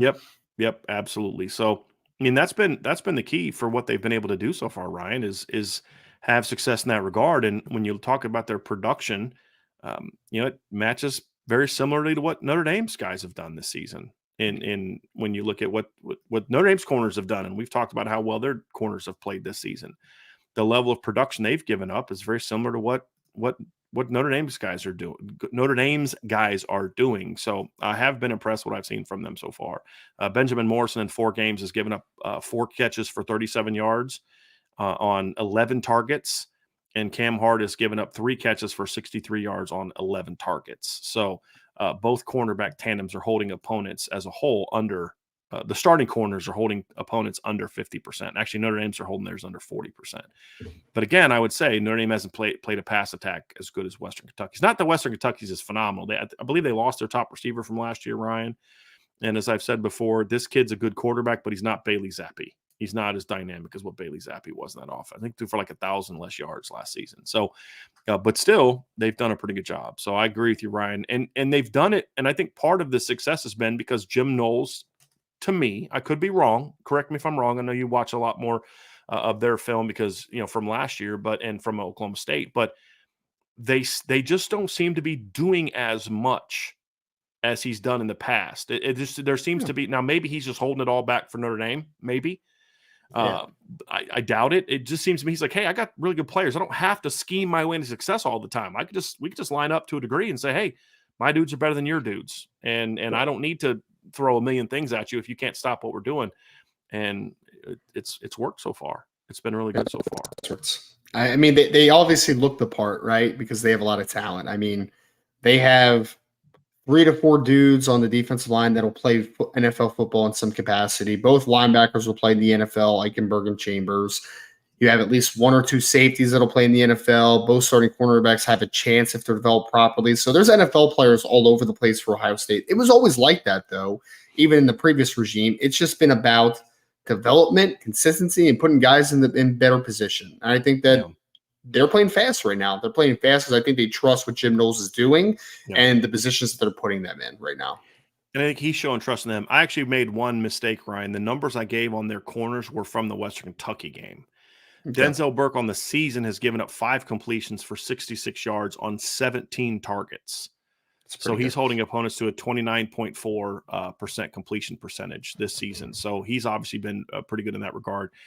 Compare that to Cam Hart, who's at 27.3 for Notre Dame. He's Notre Dame's best so far. So Cam's slightly lower. Benjamin's given up a higher percentage, but Benjamin's given up a lot less yards. He's only given up 37 yards. Because a lot of the stuff that Benjamin's given up this year, Ryan, according to Pro Football, it's like when you look at it, it's like a hitch route and off coverage, Yeah. that kind of thing. You know, and now Davidson Igbinosun's actually given up 12 completions on 20 targets. So he's actually given up 126 yards this year. And Jordan Hancock, 6 of 9, but only 57 yards. So that's obviously something that they're going to have to continue to Notre Dame's going to have to win some of those battles. That's what it really comes down to. They're going to have to win some of those battles. Now, here's an interesting thing about Ohio State. They actually have given up decent, according to Pro Football Focus, decent number of yards after the catch. So they've given up 235 of their 506 yards after the catch. Or that's Notre Dame's, 235 to 506 after the catch in 4 games. Ohio State's given up 225 of their 421 is after the catch. So a much higher percentage of the yards they've had have been after the catch. But to me, it's watching the games, it's been a lot of catch it at 5, get 10. It's not been like making a guy miss and going for 40. It hasn't been that kind of play. It hasn't been stuff that you look at and you're like, boy, that's a big problem, you know, and I haven't seen that as big of an issue. But yeah, their defense has been good so far, Ryan. A lot more sound tackling than Notre Dame. Notre Dame has 37 missed tackles so far in 4 games. Ohio State has 20 in 3 games, so a little bit lower success or lack of success for or a little bit lack of success in tackling for Notre Dame. But I got to say, I like what they're doing. Here's something I'm a little surprised by, Ryan, as you look into it. This is not a very big defensive line for Ohio State. It's really not. When you look at the guys that are playing, I think their biggest guys like 295. Ty Hamilton's like 295. He's not a very big 295. Michael Hall's 280. Not Ty Hamilton. Tyleik Williams is 290. What is Ty Hamilton? He's 285, 295, and then 6'3", 295, and then Michael Hall is 6'2", 280. So they're not a real big defensive line, but you know what they're doing a good job of, Ryan? With that not very big defensive line, they're letting them attack. They're letting them come off the ball and use their speed and leverage to win. So imagine that, right? Imagine that. So I like what I'm seeing from the Ohio State defense this year, Ryan. It's not as talented as maybe some past teams on the back 7. Like I like Tommy Eichenberg and Steel Chambers a lot. This isn't like the 2015 linebacking core with like Darian Lee and Josh Perry and Curtis Grant and Raekwon McMillan coming off the bench. You don't have a secondary filled with first and second round draft picks like that 15. Von Bell and all those guys. Was it Eli Apples, Von Bell? Who was the other corner they had that got drafted by the Raiders? Damon Arnett. No. The Garen Conley. Didn't he get drafted by the Raiders as well? Who did he get drafted by? I think he might get drafted by the Raiders, yeah. Yeah, so he was the other corner. I mean, they're not that type of talent level in the defense, but it's still a talented group of players. But they're just playing good football right now. That's the thing we've seen from Ohio State so far on defense. Anything to add, Mr. Roberts, about what you've seen from them on defense, breaking down the film? I mean, they've always had the talent. It's always been about taking advantage of that talent. So they're a fast defense. They are. I don't think Tommy Eichenberg is the fastest player of all time, but he's a very, very heady player, very sound, always in the right position. Steel Chambers can run. Latham Ransom can run. Denzel Burke can run. The whole defensive line can run. So it's a fast defense. A lot of speed there. And they play to it. That's the thing I like is they play to it. They play to what they do. Special teams wise, Ryan, not a whole lot to gather from the 3 games they've played. I mean, really don't know a lot about what they do kick return wise. They're not getting a lot of those. Not punting a whole lot, but this is a good Ohio State. It's a really good Ohio State football team, man. Notre Dame is going to have to. Yep. They have to be ready for this game. There's no doubt about it. This is a good football team. And this is going to by far be the biggest test that both of these teams have had all season so far by a bunch. Yep. By a bunch. Any last thoughts, Ryan, before we move on to the mailbag? I mean, it's going to be a talented game between two very good football teams that have a lot of upside. I think that this game is going to show warts. It's going to show strengths. It's going to show who real contenders are if there is a true contender in this game to win a national championship. So I'm excited for it, man. Yep. So Ryan, that's going to do it for this part of the show. We're going to do a mailbag next. So if we don't have a whole lot of questions starred. So there's been the people in the chat have allowed the Ohio State people that have randomly showed up to distract them from putting in questions. We only have 10 so far. If you do have questions for us, get those in there now, and we will get to those in the mailbag. But before we do us a favor, hit that like button, hit the subscribe button, hit the notification bell, share this podcast. If you've not already done so, please sign up for the message board at boards.irishbreakdown.com. We've had a lot of signups already in the last 3-4 days. You're missing out on a lot of good stuff, Ryan. I started doing the data collection for the quarterback pass game stuff. I actually have Sam Hartman's chart this week. It was one of the weirdest charts I've ever seen from a Notre Dame quarterback, Ryan. You want a little taste of what that looked like? So here's the pass game chart from Saturday against Central Michigan. On intermediate throws of 10 to 19 yards, Sam Hartman went 1 of 6 for 11 yards, 10 to 19 yards. On throws of 20 plus, he went 4 of 5 for 232 yards against Central Michigan. And he was very good on the intermediate. On stuff under 10 yards, he was 11 of 13 for 87 yards and a touchdown again. And then one of the incompletions was a drop by Holden Stace on that 3rd and 10. So it's a very strange stat breakdown. Very strange stat breakdown from Saturday. But that's all premium member stuff only. You'll have to be able to get that on the message board. So that's why you should sign up at boards.irishbreakdown.com. Just dive into the mailbag. We do have some super chats from some folks and some other questions that we'll dive into. As we said, if you do have a question that you would like to get to us, put MB on it. If you're an Ohio State fan and you want to ask a question, feel free. As long as it's a respectful question and you're trying to talk ball, we'll definitely engage with you. Just put MB and then your question, so that way we know it's a mailbag question. Got a couple super chats, Ryan. We got one from Rich Bell, who sent a super chat. Thanks, Rich, very, very much. And then we got Charlie Weiss's last belt loop. Coach, I appreciate your humbleness. You don't get upset. You just say, hey, we need to prove it. We have to show them this isn't the same old Notre Dame, go Irish. I mean, Ryan, that's what it all comes down to, right? What's for me to get upset about? Like, I don't play for Notre Dame. I don't coach at Notre Dame, right? Call them like I see them. If somebody else is getting all this hype because they hadn't done anything, like we'd be saying the same thing. Like, wait a minute, hold on a second. You got to do something first, right? Like Notre Dame doesn't want people to talk trash about them, then stop losing big games. It's not that hard. Well, I think any other viewpoint would be dishonest. I mean, like it's honest. I mean, Notre Dame has to show that they can win this type of football game. They haven't shown it up until this point over the last few years. Like you have had a couple good wins sprinkled in, but I mean, everybody knows that we have been super critical over the Brian Kelly era as far as winning those big games, the games that you need to win to take your team to the next level, getting over that little bit of a ceiling or a cap that they kind of put on the program. So this is a game that you need to win. And if we sat here and said, Notre Dame deserves your respect, they're going to win this game by 1 million points, and that's just dishonest. Right. It's not an honest take at all. We said this isn't Ohio. This isn't Irish sunshine pumpers. It's not Irish homers. It's not Irish, everything is awesome. It's Irish breakdown, right? We break it down. There's got to be a level of honesty and critique to this. And at the end of the day, Ryan, it's like I complain about this all the time to my friends who follow politics, and it's just like I'm just so tired of the dishonesty that people have, right? Like we all know this isn't true, and you're still trying to lie to us. Just the brazenness of that nowadays. It's like, look, I could sit here and try to spin and convince you that somehow that Clemson game was every bit as big as beating Alabama or Georgia last year, and that beating Clemson without Trevor Lawrence and Tyler Davis and Mike Jones was some great accomplishment. It was a really important accomplishment, but it wasn't this program-defining game and then it was always followed when they would win those games. It was always followed by, 3 weeks after you beat Clemson, you go on the road and you get beat by USC, where they're clearly the better team, right? I mean, you still lost Ohio State. It doesn't ignore those things. And if Notre Dame wants to be on the level of Ohio State, be on the same level as Georgia, be on the same level as what Bama was. I don't know if Bama's still there now, right, with the way they've looked the last couple of weeks, but the way they've been for the last 14, 15 years, these games you've got to win more often than not. You don't have to win them all. Nobody wins them all. but you have to win them more often than not. And right now, Notre Dame's like, well, remember that one game in 2012, or do you remember that one game when we beat a 13-1 Michigan State team that finished ranked third? I'm like, bro, they were unranked at the time you beat him.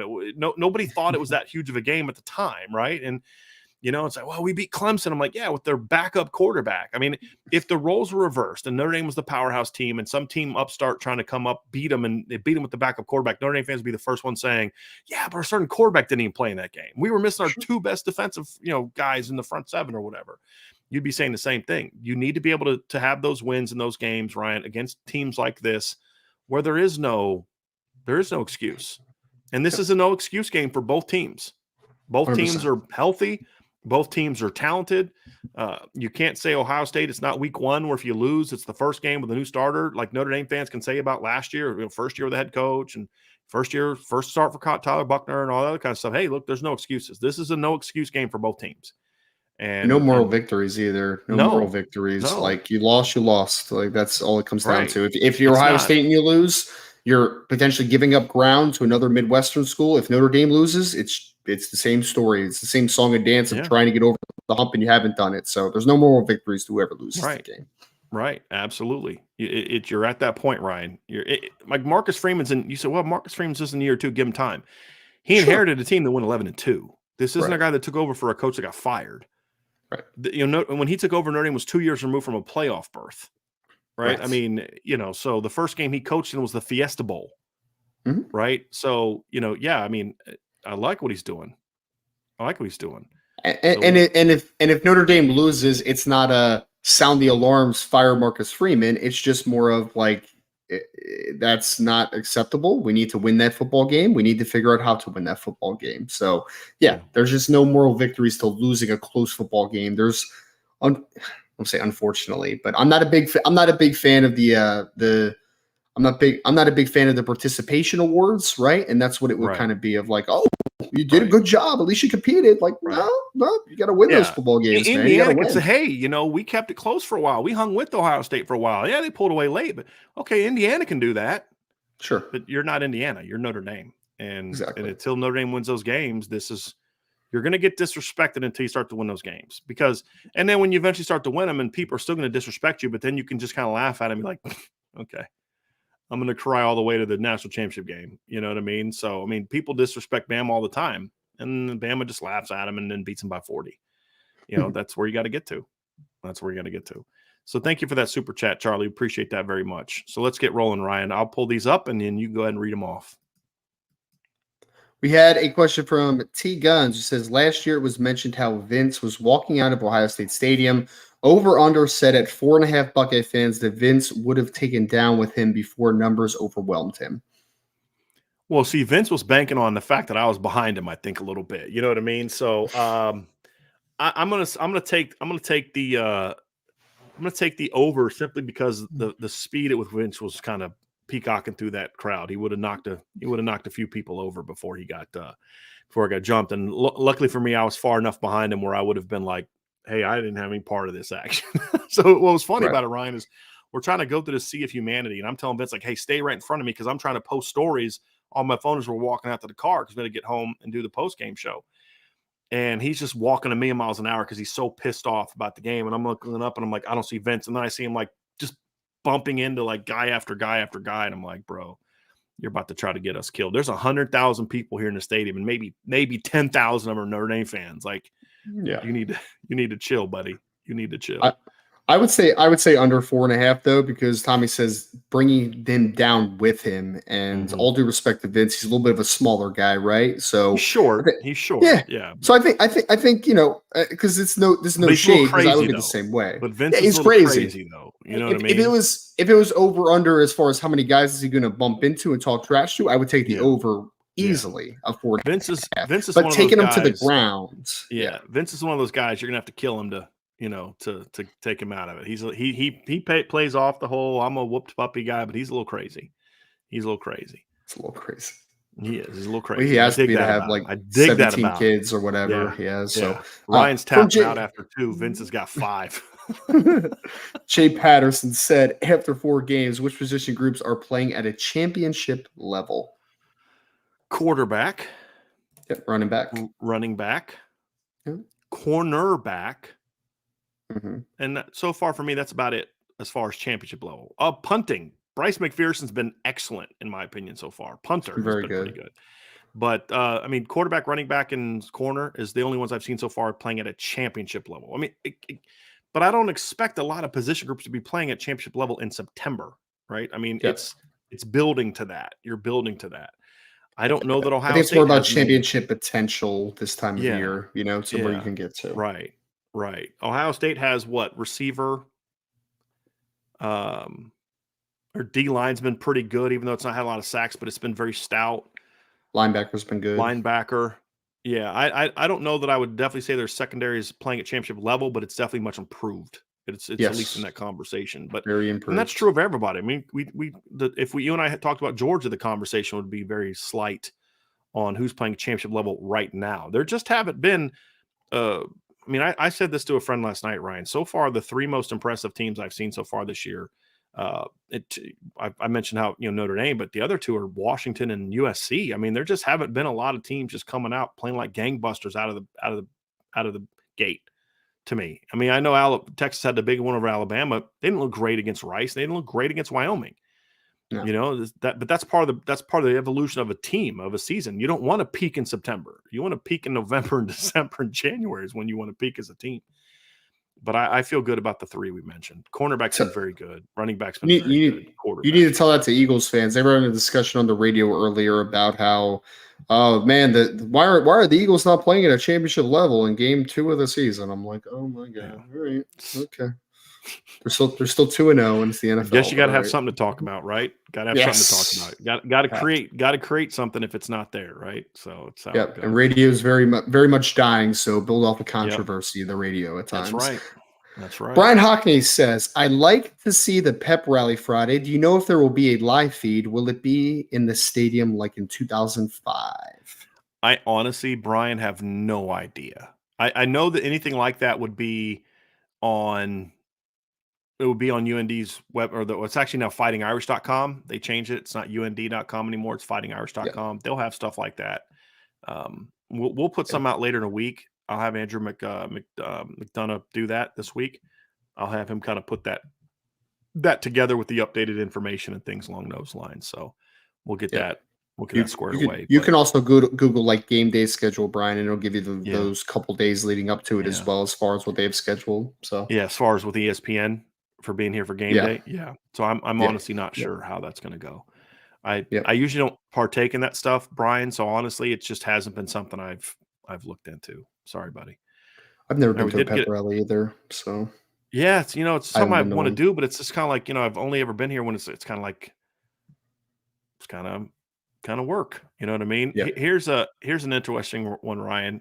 So I'm gonna give it a shot. From John Satkowitz. I apologize if that's terrible. What's up, fellas? Go Irish. Man, it would be cool for Brian to try and say my name on air. It's butchered daily, but an actual show would blow my mind. Go Irish. Did I say it right? My best bet is Sockowitz. Be mine. Sockowitz would be my best bet, my best guess. So I don't know if I'm close, John, but if I'm close, let me know. I say Sockowitz would be my best guess on that one, man. So hope we didn't butcher it too much. But if we got it right, you heard it. You heard it during an actual show. So hopefully we're at least close, right? Yes, close. All right, got a couple super chats down here, Mr. Roberts. Raymond Harton, thank you so much for the super chat, Raymond. Much appreciated. Hey guys, pumped for the weekend. Go Irish. Yes, sir. Yeah, same here, man. Same here. We had Michael S. who says, how would you compare the offensive line today to the Quinn offensive line? Jeff Quinn. Well, I mean, it's a lot more physical. It's bigger a little bit too, right? Yeah, it's a little bigger. It's more physical.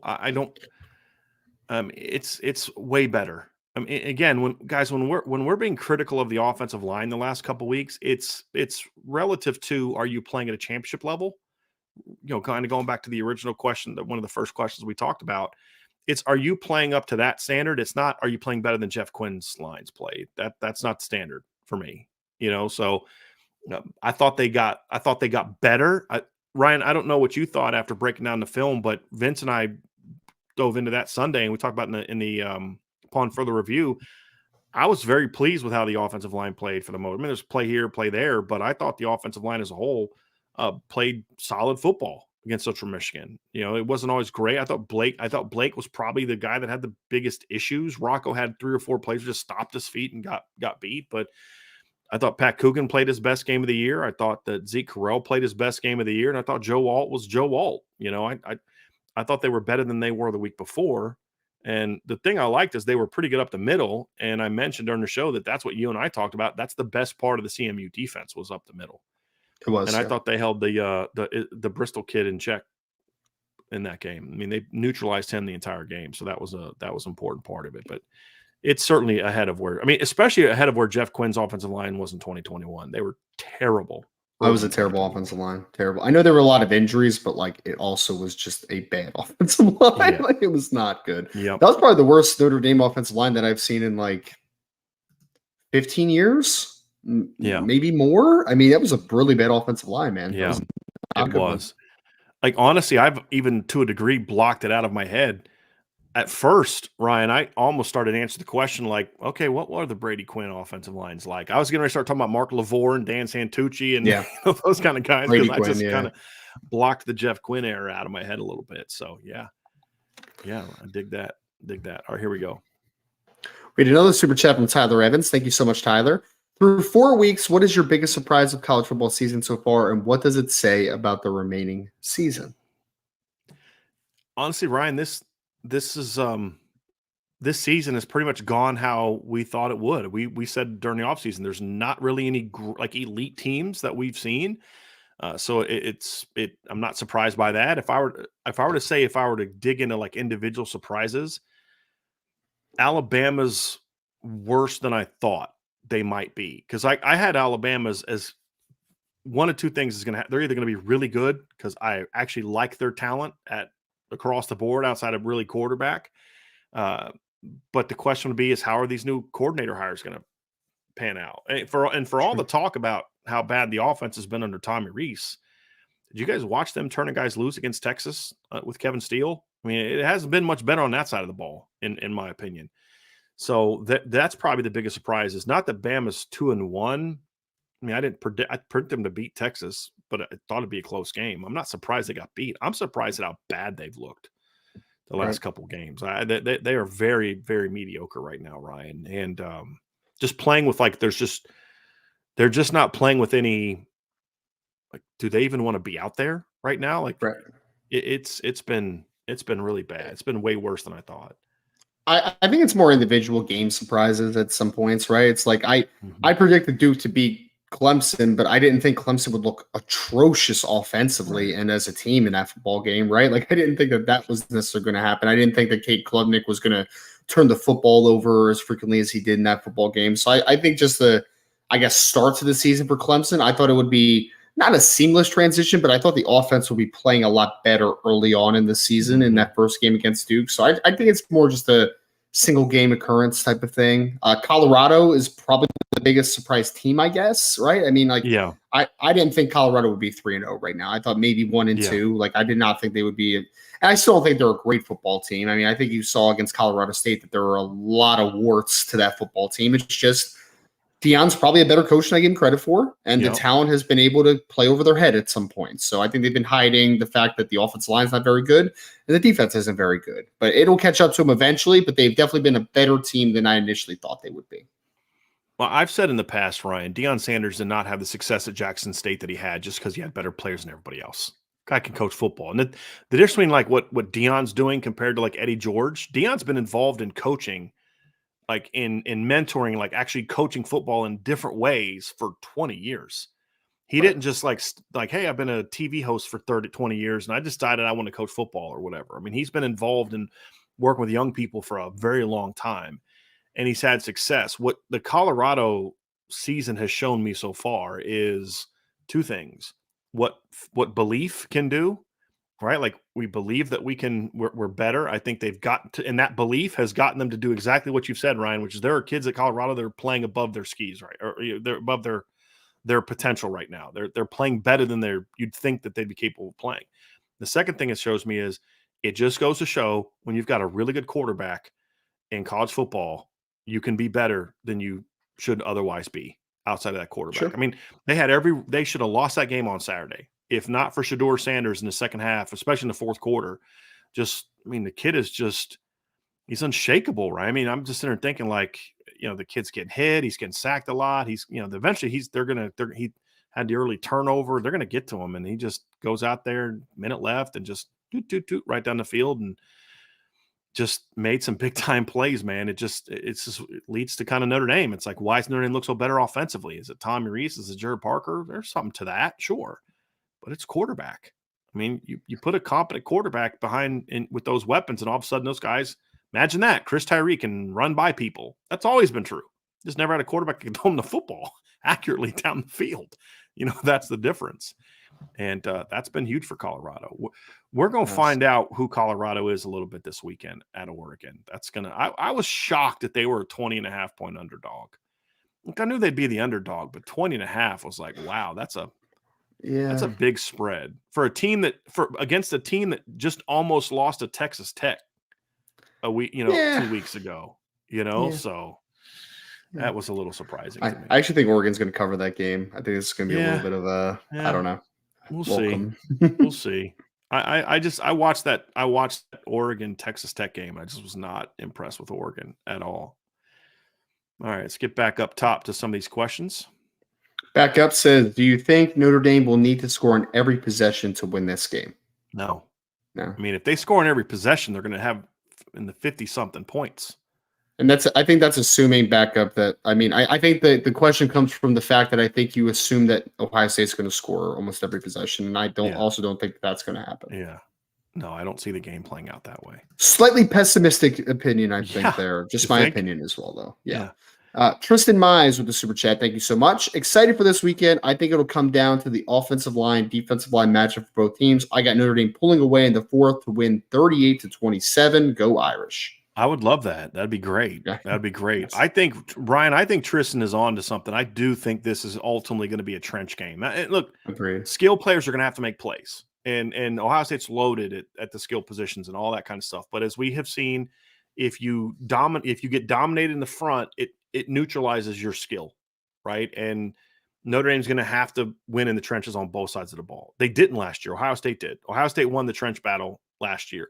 I would say that the O-line, D-line was a stalemate for the first 2.5 quarters, and then Ohio State took over late in the third quarter. Notre Dame's offensive line got dominated by Ohio State from start to finish last season.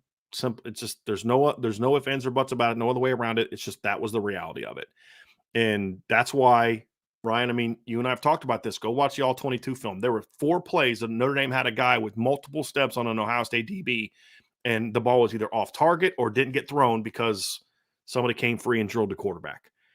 And now will you be able to get those openings this year? We'll find out. They're both different teams right now. Notre Dame's got a completely different receiving core. One of the guys that was getting open in those games doesn't even play at Notre Dame anymore. Another guy's done with his NFL career. It's a different team now. So will they be able to get free? We'll find out on Saturday. But it's all going to come down to, can you give your quarterback time to throw? Look, I don't care how good Sam Hartman is. If he's getting harassed the whole game and doesn't have time to throw, it won't matter how experienced he is or how talented he is or how good he can throw the deep ball. If you don't have time to throw the deep ball, you can't throw the deep ball. Right. And that's what's ultimately going to come down to. So yes, I think it's a little bit of a simplification because there's a little bit more to it than that. But at the end of the day, if you win in the trenches, Tristan, you've got a great shot to win this football game. There's no doubt about it. Someone brought this up in the mailbag yesterday, but I agreed also to the point, Tristan, and they kind of said the same thing. I do think that this is a trench battle that will be the difference. For the first time in a few years, I kind of look at Notre Dame against Ohio State, and I'm like, Notre Dame's skill position matched up pretty well. Marvin Harrison's going to make some plays, but Benjamin Verwerson versus Marvin Harrison Jr., I think is going to be a great battle. Cam Hart against whatever other wide receivers out there. Even Cam Hart against Marvin Harrison Jr., I think is a good battle, kind of back and forth at times, right? So I think Notre Dame has eliminated a little bit of the gap at skill position over the last couple of years. It's now about, can you assert your will? Because that was the biggest difference in the game last year is in the fourth quarter, it was just Ohio State just dominated up front on you offensively, and they just ran the clock You could not stop them. I mean, it was and demoralizing. CJ made some tremendous throws in that game in the second half. I mean, he just made some throws where you're like, if they have to do that again to win this game, you feel good about where Notre Dame is because Kyle McCord's not CJ Stroud. And that's going to be a big part of it as well. So yeah, we'll see. We'll see another super chat down here from Sean Michael. Sean said, born in Northwest Ohio and having mom's family be Ohio State fans, I've never heard them be this concerned for a game outside of T-Town? That team up north. Oh, team up north. Oh, sorry. We don't say that team. Oh, my bad. That team up north. I can't wait for Saturday. Sean, I was also born in Northwest Ohio, and I have a bunch of family members coming in town to tailgate on Saturday. And they're all asking me for tickets, and I'm like, I cannot get you guys tickets to this game. Sorry. It goes against everything I believe in. Like, I can't be the person facilitating getting Ohio State fans into the game. Just can't do it. I can't do it. So yeah, I've been trying to look for 2 tickets for my parents, but my parents are Notre Dame fans. So, but yeah, I don't, my family doesn't, I don't live near my family, so I haven't been able to talk to them about this game. All I know is what I see online and what I hear from the analysts that cover Ohio State, and from everything I've seen so far, they think this is going to be a blowout. Like, Notre Dame's nothing to worry about. Now, the good news is the same guy that I listened to yesterday that said Notre Dame doesn't have the talent to match up with Ohio State is the same guy that predicted like a 30-point win over Oregon 2 years ago. So that gives me some semblance of, I don't feel as bad. It was very clear he hasn't watched this football team. Like the guy in the chat earlier saying that, Notre Dame can't rip off big plays in the run game. It's like, no, okay. Whatever you say, buddy. Well, it was like the LSU guy that said before the Florida State game that, none of the wide receivers for Florida State would be one of the top 2 or 3 for LSU. It's just like, I don't think you've watched Keon Coleman or Johnny Wilson. I don't think you've watched either one of those kids. Exactly. So. Would Malik Neighbors be starting at Florida State in a 3-receiver set? Yes, absolutely. He's a very, very good player. Yeah. That's the extent of the receivers at LSU that are in the rotation at Florida State, and so as far as the starting lineup. But to your point, Ryan, there's just this assumption that because of this, this team stinks because of whatever bias. Well, I've watched them play. No, you haven't, because of what you just said. It's very clear you haven't watched them play. You're relying on the lazy analysis of the past, because there was a time when Notre Dame was a team that was slow. I mean, there was a long period of time where that was the case for Notre Dame, Ryan. But it's like, there are things to criticize about Notre Dame. We've said this before, like the linebackers. There's a lot of things to criticize about Notre Dame's linebackers. Speed is not one of them, right? And it's just that's not the issue with this team. There are things that could keep them from winning on Saturday. Being slow is not one of them, in my opinion. So it is what it is. But again, Ryan, got to prove them otherwise, right? That's what it comes down to. Absolutely. Got a super sticker from Terrence and Ashley Bergen. Thank you very, very, very much. And then we've got a super chat from Wicked Bronco Productions. Wicked says, and thank you so much, Wicked. Very much appreciated, as always. We all think we know what a win over Ohio State could mean for Notre Dame, but I think we actually understand just how monumental but I don't think we understand just how monumental it would be. This is the type of game that, if you win, could symbolize Notre Dame's growth to the elite. I have to laugh at this comment, Ryan, because you're literally saying we don't understand how monumental it is, and then make a comment that literally is exactly what we said for the first 30 minutes of the show. Right? Like we literally talked about this exact thing. That it could propel you to that upper echelon. And I mean, I know. Did you just kind of jump in there in the mailbag and not listen to the beginning of the show and just assume that we didn't talk about that? I appreciate the super chat, but bro, we talked about this. This is exactly what we talked about. We talked about the impact it could have in 23. We talked about the big picture aspect that this could have. This is absolutely a statement game for Notre Dame, 100%. Yeah. We talked about that. So, but you are correct. It is that type of win for Notre Dame if they're able to win. But we fully understand that. Every Notre Dame fan in this chat, I believe, well, the vast majority of Notre Dame fans in this chat understand that. If you want to, here's the thing, Ryan. What defines the Notre Dame game in 1980, the Notre Dame season in 1988? When people talk about that season, they don't talk about beating Michigan, rarely, right? As some huge win, even though Michigan was a top 10 team that year. They don't even talk about beating West Virginia in the game that determined them to win a championship. What's the game they talk about? Miami. Right. Why? because Miami had dominated you for years coming into that game. They were a premier program. They were the defending champs. They were considered that team. And Notre Dame wasn't defined by beating Michigan because Notre Dame had their fair share of wins fair share of wins over Michigan. But Miami had completely dominated Notre Dame up at that point in time, Ryan. And so it was if Notre Dame would have gone 11-1 that year and lost to Miami, nobody really ever talks about that team. It's not a team that anybody talks about. Let's be honest about that. The 4 games before that season, Miami had beaten Notre Dame 20-0, 31-13, 58-7, and 24-0. It dominated Notre Dame. And what made that stretch of football for Notre Dame so great? It's that they were able to beat Miami 2 out of 3 years. I've talked about this. There was a stretch of, I think, 5 years or 4 years where Miami won, was it 5 years? So Miami won titles in, let me look at this again, Ryan. Miami won titles in, what was it? Actually, let me look this up. So let me pull up the Jimmy Johnson era. So I know they won in 87 and they won in 89. And then they won in 91, I believe, correct? So they won in 87. They won in, let me pull this up here real quick. So 87, they won it. Who he replaced? It was Dennis Erickson, correct?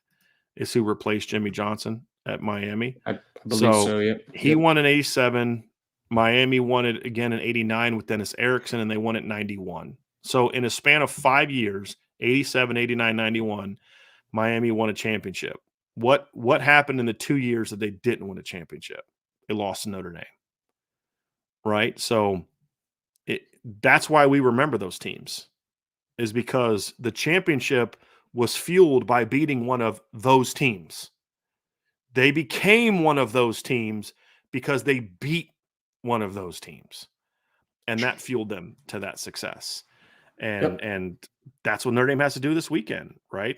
You have to beat one of those teams. And with all due respect, the 2 Clemson teams they beat were not those teams. They just weren't. All right, so here we have another super chat from Michael S. Michael says, how different would the Notre Dame-Ohio State game have been last year if it was the 5th game for both teams? It was the 5th game for both teams. I don't think it would make much of a difference. I think people are way overstating that aspect of the game. We see all Ohio State guys saying it's not fair. Like, look, Ohio State could have played a week 0 game if they wanted. They chose not to schedule a game that week. It's not fair. Yeah. How different would it be? I don't think it'd Sounds be much very different childish. It's not fair, man. Yeah. It's not fair. Yeah. I think that Ohio State team last year too was a lot more seasoned than this one in certain instances, right? Like the quarterback position, offensive line, they didn't really need as much time to gel. Like they were just CJ Stroud had played a ton the year before. The wide receivers were experienced. The offensive line had a lot of guys coming back. I think this one, it would be a little bit of a different conversation than that one. Last year, I would say, Ryan, one of the things that helped Florida State against LSU last year was the fact that Florida State had a game against Duquesne the week before. So they had that extra week of prep. They had that week of working out some of the kinks, and that was game 1 for LSU with a new coach, right? In a situation like where we're talking game 1 versus game 2, I think the extra game can matter. Now we're talking about it's game 4 for Ohio State and game 5 for Notre Dame, right? Like you're a quarter into your season now. It's not having that big of an advantage at that point in time as much as it would in a situation where it was like a game 1 situation last year with you look at LSU and Florida State. I don't see it as having that kind of an impact, in my opinion. Michael, so another super chat is, how did Clemson's defensive line last year compare to Ohio State's this year, and what does it hold for Notre Dame's offensive line? That's a good question. I would argue I want to get your thoughts on this, Ryan, because I'm going to say in interior wise, Clemson was bigger than Ohio State is last year. They had 2 multiple 300-pounders last season. I think Clemson's interior defensive line last year was really good. It stacks up very well. The ends for me are the bigger question mark, because I didn't feel like Miles Murphy was as good last year as I thought he was going to be completely honest with you. He did some good things, but he never became that real dominant edge player that I expected him to be. But I don't know that the Ohio State kids have been that yet this season either, Ryan. I don't know that I would say like that JT's come out. I mean, he doesn't have a sack yet this year.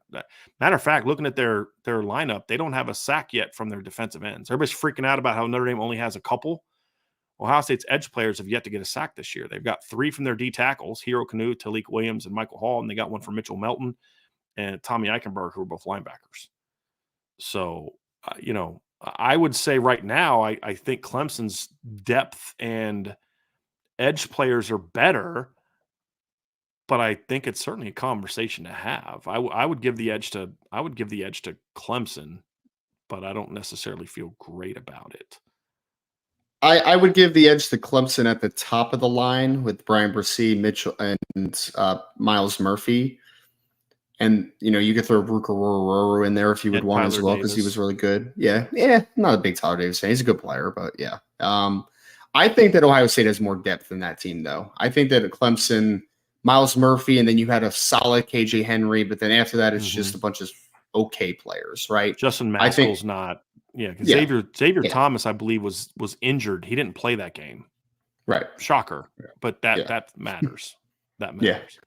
But I think Ohio State, especially on the interior, you have Michael Hall and Tyleik Williams, and you can bring those guys out, and you could put Ty Hamilton and Hero Kanu in. I thought Hero Kanu's actually looked really good in the snaps that he's gotten so far this year. I thought he's a really talented player. He's played a lot, but he's been impactful in those sacks. Yeah.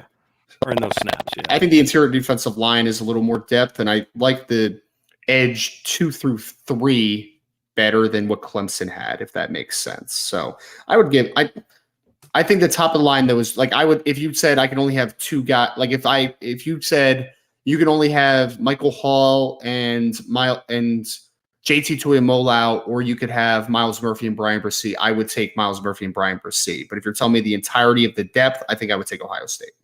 Here's my next question, Ryan. I'm going to build on this question for you. Who has the better linebacking core? This year, Ohio State. Last year's Clemson. I think because Trenton Simpson, Barrett Carter, and Jeremiah Trotter Jr.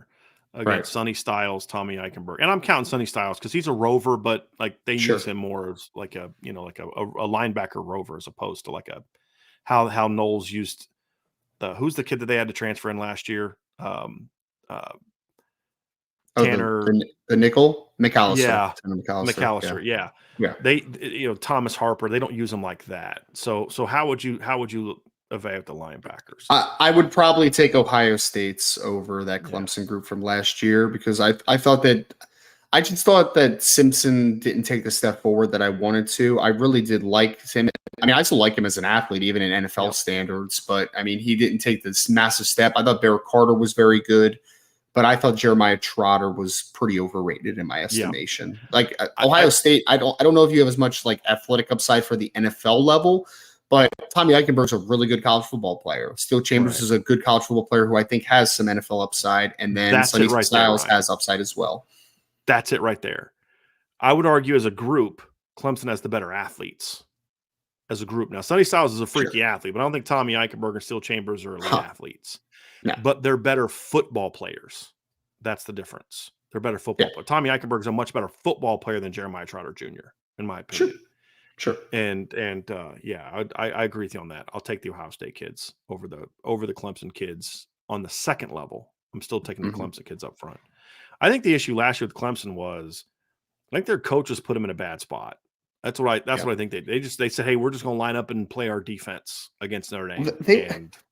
They went 2 years ago, or not even just 2 years ago, but with Brett Venables, they were one of those teams that was master of chaos, but it was organized chaos, right? And then when they went to the new defense, Wes Goodwin was the defense coordinator, right? Brendan Streeter was the offensive coordinator. So they went to Wes Goodwin, and Wes Goodwin's like, I have guys, I'm just going to be really vanilla, but it was like out of their comfort zone, right? Like Trenton Simpson was like, I was being used all over the place the year before, and I was being blitzed, and I was being used out in space, and then all of a sudden he's just like, read your keys, and that's it. And it's just like, you're not taking advantage of your athletes. I mean, that kid is a 235-pound kid that runs in the 4.4s. Like, he's a stupid athlete. Why are you not letting him be aggressive and using his versatility? I feel like you kind of stunted their growth last year a little bit.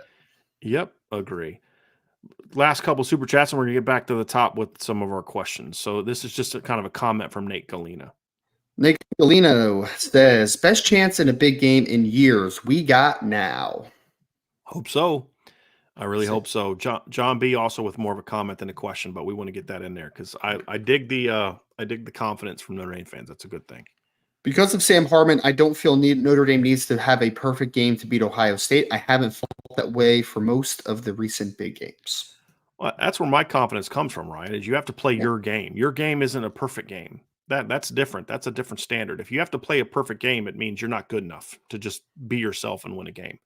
Because you're not going to play a perfect game. And a perfect game is not like, to me, doesn't equal you grade out perfectly in every snap, Ryan. It's just everything goes your way. You play your best game. The other team doesn't play their best game. They turn the ball over, that kind of thing. It's like, it's not just, hey, everything went great for you. It's the other team just doesn't play well. Sure. Is part of it. And I would just extend that. I would extend it too, John. I think Sam Hartman's obviously a big part of this conversation, but it's also Notre Dame has gotten deeper at a lot of spots over the last couple of years. So I think that's where that feeling comes from as well. It's not just Sam. I mean, it's like the Clemson game last year, Ryan. Notre Dame played great on defense and special teams. They were just kind of okay on offense. But Clemson did not play well, and Notre Dame smashed them. And that's kind of how this game is if Notre Dame plays their game and Ohio State doesn't play well, this is a rout. And the opposite is true as well. If Notre Dame doesn't play well and Ohio State plays their game, it's not going to be competitive. It's going to be a rout. I mean, that's, to me, that both of these teams have that ability. And Notre Dame, to me, doesn't need to play a perfect game, but they also have to they have to play well, right? To beat a team like Ohio State, I don't care who you are. I don't care if you're Georgia. I don't care if you're Bama. I don't care if you're Clemson. I don't care Michigan. You don't just come out and play a B- game and beat Ohio State. It just doesn't happen. You have to play well to win that game, and that's true for all of them. But I also think it's finally at the point now, Ryan, where Ohio State has to play well to beat Notre Dame as well. Also, it's a double-edged sword this game, where last year was more of a Notre Dame has to really play at the top of their game and hope to catch them. And because that's what we talked about that last year. Like we said last year, don't want to play Ohio State in November. If your best chance to beat Ohio State is going to be game one when they're breaking in a new defense and all these other type of things, breaking in a new O-line coach, this is going to be your best chance. And I still believe that was true. Looking back at it, I don't believe that's true this year. I don't. Yeah, I would agree. According to random Ohio State fan in the chat, we have seriously underestimated the Ohio State team apparently. So yeah, that's cool. Yeah. The guy that has Ohio State going 13-1 and then or 12-1 and then in the college football playoff, we're underestimating them. Yes. No, you're right. You're right, Ohio State fan. Ohio State's going to come in here and win by 70. Is that enough respect for you? Apparently, I said something negative about Tommy Eichenberg, too. I'm pretty sure I said he was a really good college football player. But you mean during that time when you just said you'd take Ohio State's linebackers over Clemson linebackers? And defensive line. And I said I would take the defensive line. Yeah, I know. Unbelievable. Funny how that hearing works sometimes. Yeah. Yeah. It's ridiculous. It's I mean, this has been true my whole life because I grew up in Ohio. It's impossible to have a rational conversation with like 95% of Ohio State fans. It is insane. Sure. It is. That's why Archer's such a rarity in this world. Yes, but guess what? Archer doesn't live in Ohio. So he's just this guy's just a troll. You guys are emotional. Who's emotional? You're just dumb. Dumb. Bobby S with the comments with Draylen Sneed struggling at linebacker. Would you put him on as a Viper on passing downs to use his athleticism and get another pass rusher on the field? I wouldn't put him as a Viper. Because I still want my Viper coming off the edge, but I would use him in the role I would use him in, Ryan, is the one they had for Bo Bauer in the past, where he kind of drops in the middle, but then just blitz him somewhere, just bring him all around and blitz him from somewhere, because he's really twitchy. But then again, we saw him in this game against Central Michigan where he comes free on a stun inside and he's right there to blow the play up and he missed. He's got to finish too, right? But yes, I would use Jalen Sneed as a pass rusher more often in some of these situations. And I won't be surprised if at some point in time this year we see that. I do. Bobby, I'm just happy that you asked how we'd use him because there was a chat yesterday about would you just stop playing Jalen Sneed? I'm like, no, man, like you got to let him work through the struggles and maybe that's a more specific role, but like, yeah, you still got to hold on a second, Ryan. hold on. You're wrong there, because you know as well as I do that if you haven't become a star by the third game of your sophomore year, you need to be replaced. I mean, that's pretty much how some people are. I'm being sarcastic, obviously. Jalen Sneed was also the guy that everyone was yelling to play over all the linebackers last year. And now he has a couple missed tackles, and it's like, exactly. Yeah. That's, come on, man. The kid which is why they were calling for him to replace the other guys, because they thought basically with some people it's like you're great until you play, and then I realize you're human, and now I want to replace you with someone who I haven't seen play again, and then it continues that cycle. Basically, how it goes. It's like that Family Guy thing about it's a boat in a box, and the box might have a boat or whatever. I forget how the thing goes, but yeah, the unknown is always the best. It's just like, no, that's not how that works necessarily, but yeah. We had a super chat from PA Irish Guy. Thank you so much. In your eyes, what would be better for the perception of the program moving forward? A win this weekend or a New Year's Six playoff win? Hopefully we get both. Well, I mean, a playoff win would be I'd have to know who they're beating first. Sure. I mean, look, if you lose to Ohio State, let's say you beat USC and beat Clemson, teams you've beat before, and you go to the playoff and you get in a matchup against the next TCU and you beat them, then guess what? It doesn't really change your perception a ton. If you then go into the championship game and lose to Georgia, or rematch against Ohio State, you lose that one, or you know what I mean? Like, it doesn't do a lot for you. It would have to be who you play. Now, if you were to tell me, okay, they're going to lose to Ohio State in a close game on Saturday, and then run the table the rest of the way, get in the playoff, and then beat Georgia in a playoff game, is that going to do more for the program? Yeah, that would do more for the program, in my opinion. But that's a rarity. It would have to be that, or you lose a close game on Saturday, you get some rematch in the postseason against Ohio State, and then you beat them then. I mean, that would be it. But honestly, PA Irish Guy, I want the New Year's Six win. New Year's Six win doesn't mean as much to me unless it's one of 3 or 4 programs, just because of the manner in which they've diminished bowl games in recent years. Because you'll beat a team like South Carolina fans still have convinced themselves that they only lost because of the guys that didn't play in the game, ignoring the fact that Notre Dame didn't have 3 of their 4 best players in that game on defense. It's because of who they were missing. And, I mean, but that's the reality. If Notre Dame plays in a New Year's Six bowl that's not a playoff game against Georgia, guess what? Georgia's going to have like 9 kids not playing in that game. Right. And it diminishes some of it to a degree. It'd have to be a playoff win over one of those power teams. It would have to be. But honestly, to me, it's this one right now. You got to do this one, because of the ramifications of what this win could mean for your team the rest of the way. Sure. Is what I think, Ryan. But anytime you win a playoff game over a big-time team, that's huge. I also, I mean, hopefully we get both. So, you could beat Ohio State and potentially still make that playoff run, right?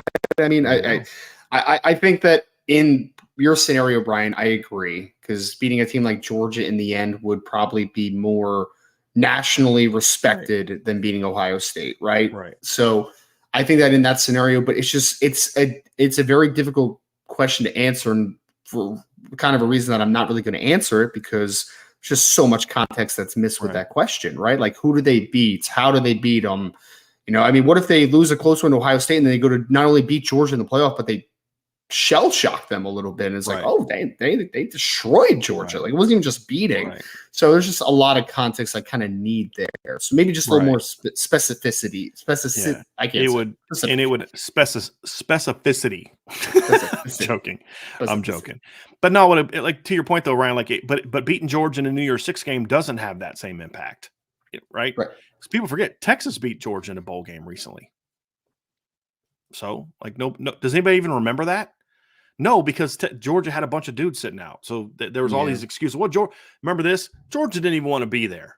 That's what you hear. Georgia didn't want to be there. That's why they lost it. They didn't want to be there. That's what the spin would be. So it'd have to be a playoff game against that type of team. But like, if you go to a bowl game and you play a 2-loss Bama team that has 9 guys sitting out for the NFL, is anybody going to say, "Oh, program defining win for Notre Dame"? No. Oklahoma beat Alabama in one of those years during their runs with Trevor Knight at quarterback, which we talked about recently. Why? Because Bama didn't care. I didn't want to be there. They're the 2-time champs. They didn't want to be there. Okay, whatever. It would have to be, like you said, a playoff game, in my opinion. Here's another one. Nathan Millen says, would beating Ohio State last year have had a bigger impact to the program, or beating them this year? I think beating them this year, because this is projection. Ryan, because beating Sure. them last year would have been huge, but Notre Dame was still a flawed team that would have probably had some games that kind of diminished the impact of that win, in my view. Sure. I do. I, And I, I I think for a single season, it would have been more impactful this year because I think we feel better about Notre Dame, potentially making that jump. yeah, But the only thing I would say building though on is it. that I felt like that Ohio State team last year was a better team than this one Yes. as of right now. So that's where it's kind of a tough question. It's actually a great question, Agreed. Nathan, because I think you could take that a couple It would different have been ways. a better individual win, Right. Ryan. The question was, what would have the bigger impact on the program? If the question was, who would have been the bigger win and isolate it strictly to the win, beating that Ohio State team on the road would have been a bigger win in without any context than a win this year at home, in my Right. opinion. Right. But I think last year's big win would have been because, guys, Purdue beat Ohio State recently, convincingly. Iowa beat Ohio State recently, convincingly, but they couldn't capitalize on those wins. And that would have been true last year, I believe, if they would have won that game. There's no guarantee they go and don't go lose to Marshall the next week. People say, well, they weren't in their minds because they were disappointed in the loss of Ohio State. Well, how do we know they wouldn't have been overlooking Marshall because they beat Ohio State and the same thing would have Sure. happened? We don't know the answer to that. That was a flawed team, and the flaws that led to the loss were exposed. You say, well, what if this happened, that happened, whatever. I still think that was a flawed team. They have a better shot of capitalizing on a win like this season, in my view. All right, let's get back up here, Ryan. Bobby S says, we just answered this one. Oh, sorry. The next question was from Also Bobby S. Oh, sorry. Oh, Bobby again. I'd open the game, throw in the ball to open up the run game. I don't think we can line up and run on them from the jump. What do you think of that strategy? Bobby, I'm actually there on this strategy to a degree. Like, I think that lightening that box would be a great option for Notre Dame early on in the game. That's not even necessarily just throwing the ball to set up the pass. It's just working to space a ton. So that might even be running some sweep, right? Running some outside zone, just trying to lighten that box a little bit because right now Ohio State, I believe, is at their best when they have Sonny Styles in the game as the rover, but they're able to play more in a 4-3 type of alignment. So get 4 linemen on the field, 3 linebackers, and then let one of those safeties also dip down into the box at times as well, right? Like they want to win at the line of scrimmage. So I actually agree that you need to lighten that box a little bit. And this one seems more to a let's make this a little bit of a space game early, and then when it gets lightened and we wear it down, that's where Aldrich starts to really and the running backs who really have their impact. That's kind of how I see it. When you look at last year's game against Clemson, Ryan, the run game did some nice things. Some really good things in that game, but it didn't start out that way. The offense didn't score a touchdown until what? I'm trying to think, it was second quarter. I believe second quarter is the first time they put a drive together. It wasn't until they had punt. It wasn't until missed field goal on a short field punt. It wasn't until the 6th possession that the run game really started to assert its will against Ohio State. Against Clemson. Well, that was okay last year because your defense was playing lights out against a not very good offense with 40-mile-an-hour winds, and you had blocked a punt for a touchdown. So you do that this year where you go until 6 possessions before you get points, you're down 3 scores at that point in time against this Ohio State team, to your point. So yeah, you can't do what you did against Clemson last year and hope that you can get a pick 6 and all those other kind of things. You're going to have to come out and move the ball early. And to your point, Ryan, a little bit more balance. I will say this is part of where my confidence comes from on this team though, Ryan, is because we saw last week against Central Michigan, they didn't just come out and run duo and inside zone 8 of the first time. First play of the game, it's toss, right? And then it's inside zone, it's inside runs, and then it's bomb. You know what I mean? It's like we saw them come out last week and throw on first down to start series. They came out first play after Sam Hartman gets injured. He comes out the first play of the next series and throws a bomb to Rico Flores for 42 yards, right? So we've seen a lot more. There's been a little less predictability with this team from a play calling standpoint on first down than we saw a lot last year. And I think you're going to need that in this game. But look, you're going to have to run the football on Ohio State. Does that mean you come out 13 personnel and go duo inside zone in the first three plays of the game to try to prove a point? No, because I don't think it's going to prove the point you think it's going to prove against Ohio State. So you're going to have to get them moving, Ryan. And to your point too is, if this is a pure vertical game, just a pure vertical downhill running game, your guards are slow-footed kids against some pretty quick-footed Ohio State kids.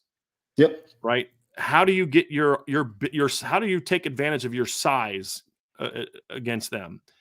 Part of it's to get them moving, to where if you're working laterally, okay, I can now lean on him a little bit more and open up some running lanes and some different things like that. And then all of a sudden my vertical stuff becomes more impactful because they're not quite sure where our launch point is from a run game or pass game standpoint. I think all that stuff is important.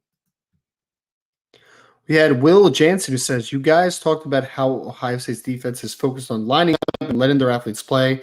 Would you guys think they'd give some more exotic looks against an experienced Hartman at quarterback?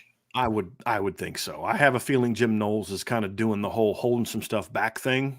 I think he strikes me as one of those kind of coaches. Ryan, different pressure packages. I wouldn't be surprised if there's a little bit more disguise coverage shells, like that type of thing. That's actually what Jim Knowles is really good at. Is he kind of shows a similar thing most time pre-snap, and then they kind of roll a lot and show different looks post-snap. So I'm sure that they'll try to disguise some stuff for sure. We're going to see a different Ohio State defense this week, structurally, in my opinion. Now, I hope that it's not. I hope they just kind of come out and this is who we are, and we're going to play like Clemson did last year and just play straight up because we think our dudes are better than your dudes. I hope that they think that, actually. I really do. That would make me happy. But Jim Knowles is a good football coach. He's a smart football coach. I don't see that happening. Sure. We had our next one was from Matthew Wyrick, who says, where do you think we can expose them defensively? Do they have any soft spots? Well, I wouldn't call them weaknesses, Ryan. It's just areas where you have a good matchup against them, right? And sometimes, slots, getting involved with some of your pass game against their safeties. Schematically, it's not so much about, well, they suck here, so take advantage. Well, it's like, okay, right.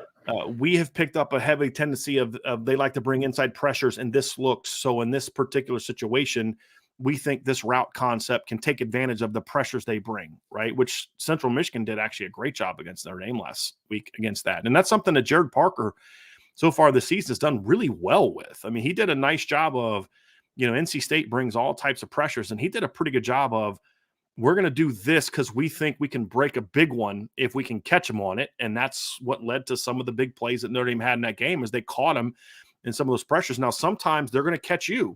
They're going to get you. And that's what happens when you play against a team like Ohio State. But what I like about what Jared Parker's done so far is we're going to keep hammering it because we're going to break one of these. And we think that we can catch you, and we can bait you into certain things. And that's what they did to NC State and Tony Gibson, who's a heck of a football coach. And now they're facing another heck of a football coach. I will say this. I do think that they need to be a little bit more efficient against Ohio State than they were against NC State. I think they can get some big plays, Ryan, but I don't think you're going to win this game ripping off a bunch of 60-yard plays. I think there's going to be off of it. Yeah. You're going to need more efficiency this game than you had against NC State, in my opinion. Yeah. And then when those big plays come, you take advantage of them. I think that you can create some plays in the slots, whether it's against their nickel or whether it's because the one thing is when they're in a true nickel, I think that's kind of a weak spot of their defense. When they have Sonny Styles in there, Sonny Styles is a tremendous athlete, but he's also 6'4", 220 pounds playing the slot. So there's some things that you could do against him. Some quick games, some work in space, some misdirection. Like you could take advantage of him in the passing game at times, in my opinion. That's going to be one of my questions, Ryan, is how often, to your point, how often is Notre Dame willing to go 11 personnel in this game on early down? They have to. They haven't done that a ton so far, to your point, because if they're going 12 and 13 personnel, you're playing right into Ohio State's hands from a personnel standpoint.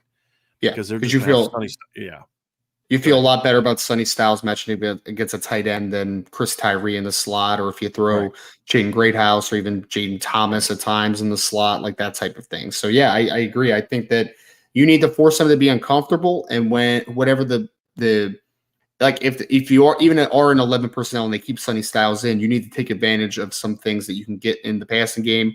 That's really to the middle of the field, because the one thing, like, Steele Chambers is a good athlete, but I think that you could also take advantage of the linebackers in the passing game at times as well, right? Because they are aggressive, but also, Tommy is a solid athlete, but he's not a great athlete. So you can take advantage of just some quick zone stuff, working kind of in the middle of the field.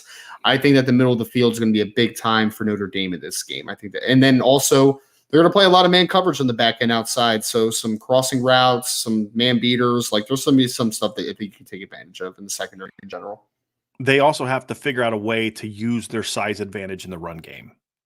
That doesn't always just mean playing downhill, running duo and inside zone all game. There's got to be some ways that you can take advantage of your size. Now that could be, that could be a lot. It could be getting outside. It could be pin and pull. It's where you're really having effective downhill block or down blocks because you're bigger than they are. And that's allowing you to, because if you're running like a toss, Ryan, as long as I get a good shot on you, I don't have to dominate you off the line. I just have to make sure you don't get outside of me because we're tossing the ball outside of you. So your quickness doesn't hurt me quite as much as if we're trying to run duo and you split it with your quickness. Right. So I think they need to figure out some ways to be able to kind of lean on Ohio State in the run game.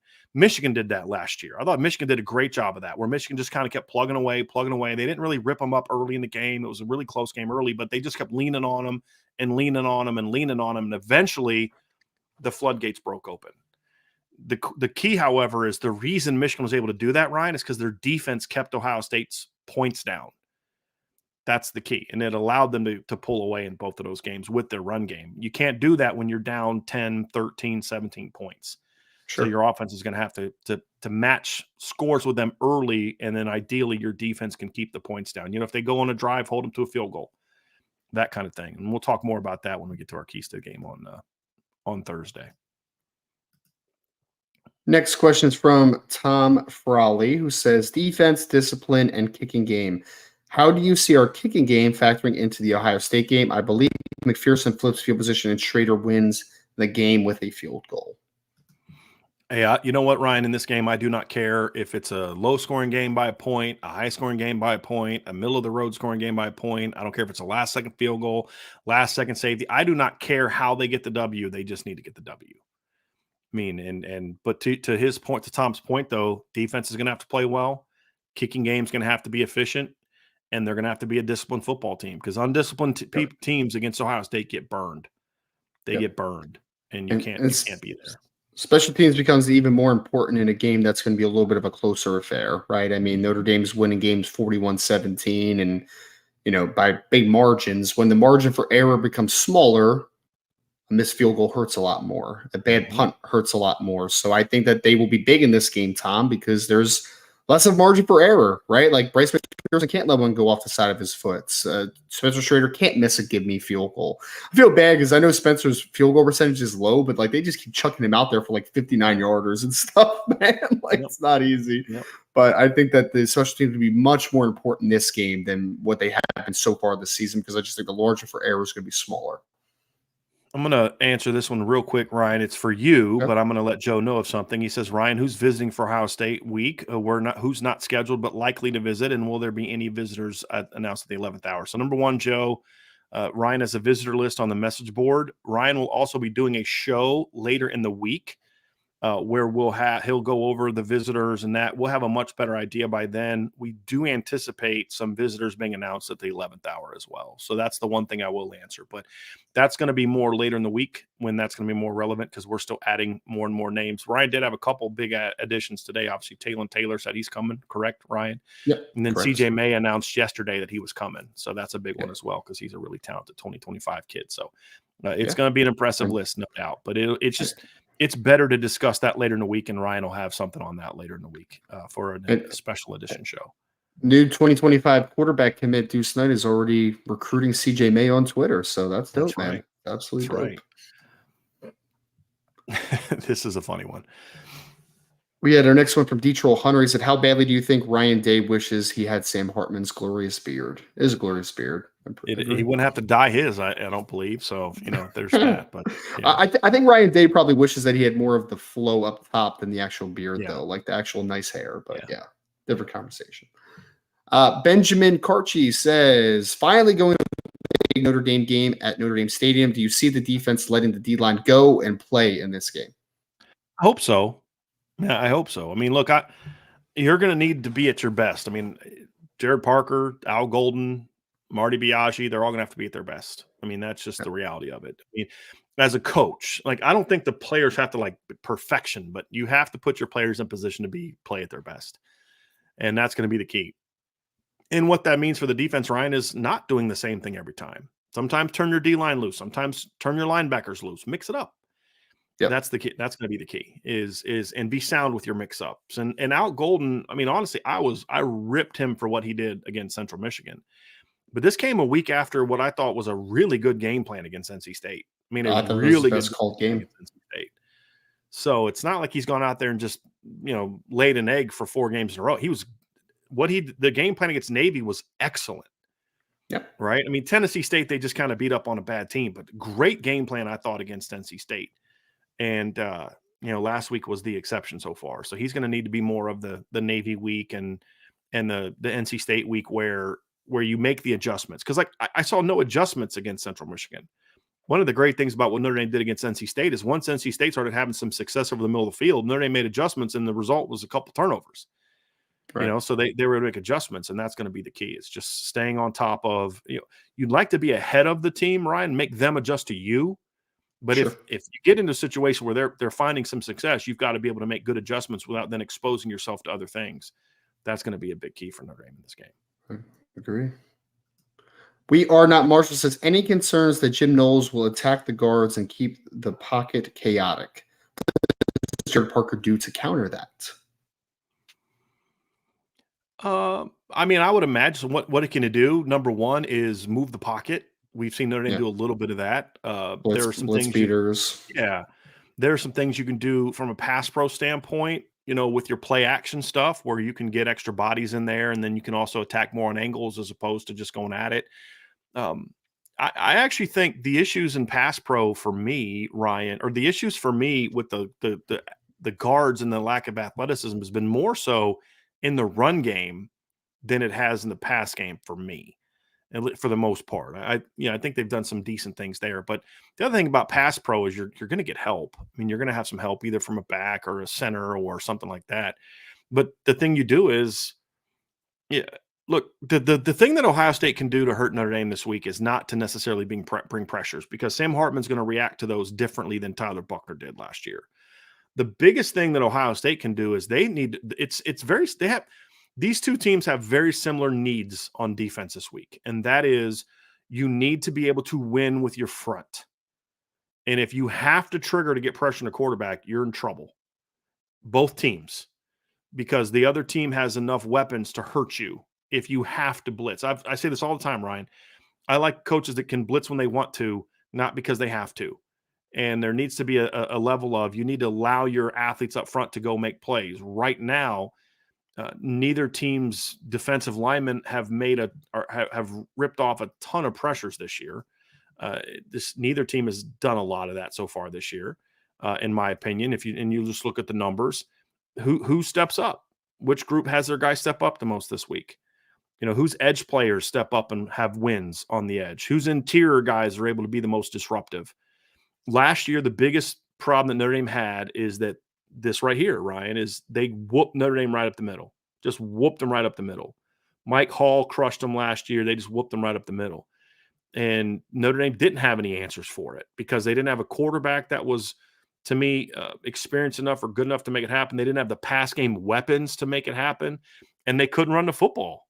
I mean, that's the other thing, too, is one of the best ways to protect your quarterback is to run at them and run on them and find ways to run. That's kind of what you were getting at earlier, Ryan, is, it's not just about coming out and throwing the ball a million times to throw them off. It's also about finding ways to establish your run game where it's just not, right at them. If they're going to be bringing pressures and, we happen to catch them on a play where we're running buck sweep or we're running some kind of counter and they crash off the edge and we seal that sucker off, if you're the offensive side of the ball, then you're bouncing that sucker for a big play, right?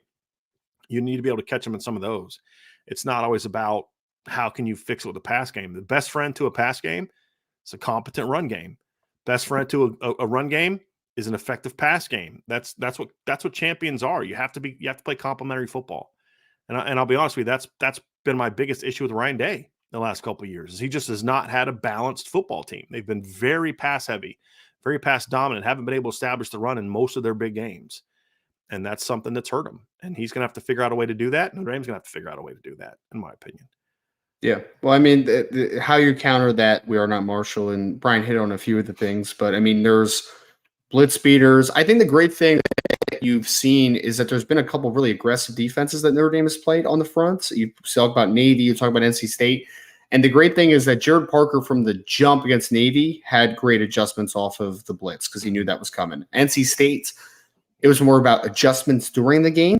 He showed adjustments to be able to do that. And there's a lot of ways to be able to counteract that. But I think that your offensive coordinator, I feel good about where you are going into this football game because he has shown me before the game and during the game, he has adjustments to work off of pressure because there's going to be pressure during this football game. It's going to happen.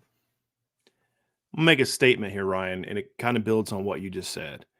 In the past, I felt Notre Dame had offensive coordinators that if they had the game plan coming in that was really good and effective, you couldn't stop them. The problem was when teams had a good early plan, Notre Dame really struggled to counterpunch. Really struggled. It's just if you could stop them early, that's the world you were living in that game. I mean, that's just where it was. They weren't a team that could really do adjustments if things weren't working. What we've seen from Jared Parker so far, and I think it was especially true against NC State, but it was even true to a degree against Navy, and even true to a degree last week against Central Michigan, but especially against NC State is, hey, we were going to try to do this early. We thought we could run downhill right at NC State's smaller athletic defensive line. That's what Notre Dame thought, and it didn't work. So what do we got to do? Here's some things we got to do to get this thing going. And it worked for him. There's some, tight end, Joe Walt over and some different things like that they brought out in that game. Being able to, go 13 personnel, run play action to get outside of those pressures into the flats against the man coverages, things along those lines. You have to be able to have some of those answers, and you have to have an offensive coordinator that can counter when, because Ryan, you know this, man, even the best coordinators, there's games where that other team just had my number. We thought some stuff was going to work early and they had it figured out. Okay, so what do I do? Just, guess this is going to be one of those days. Or do you say, hey, let's counterpunch.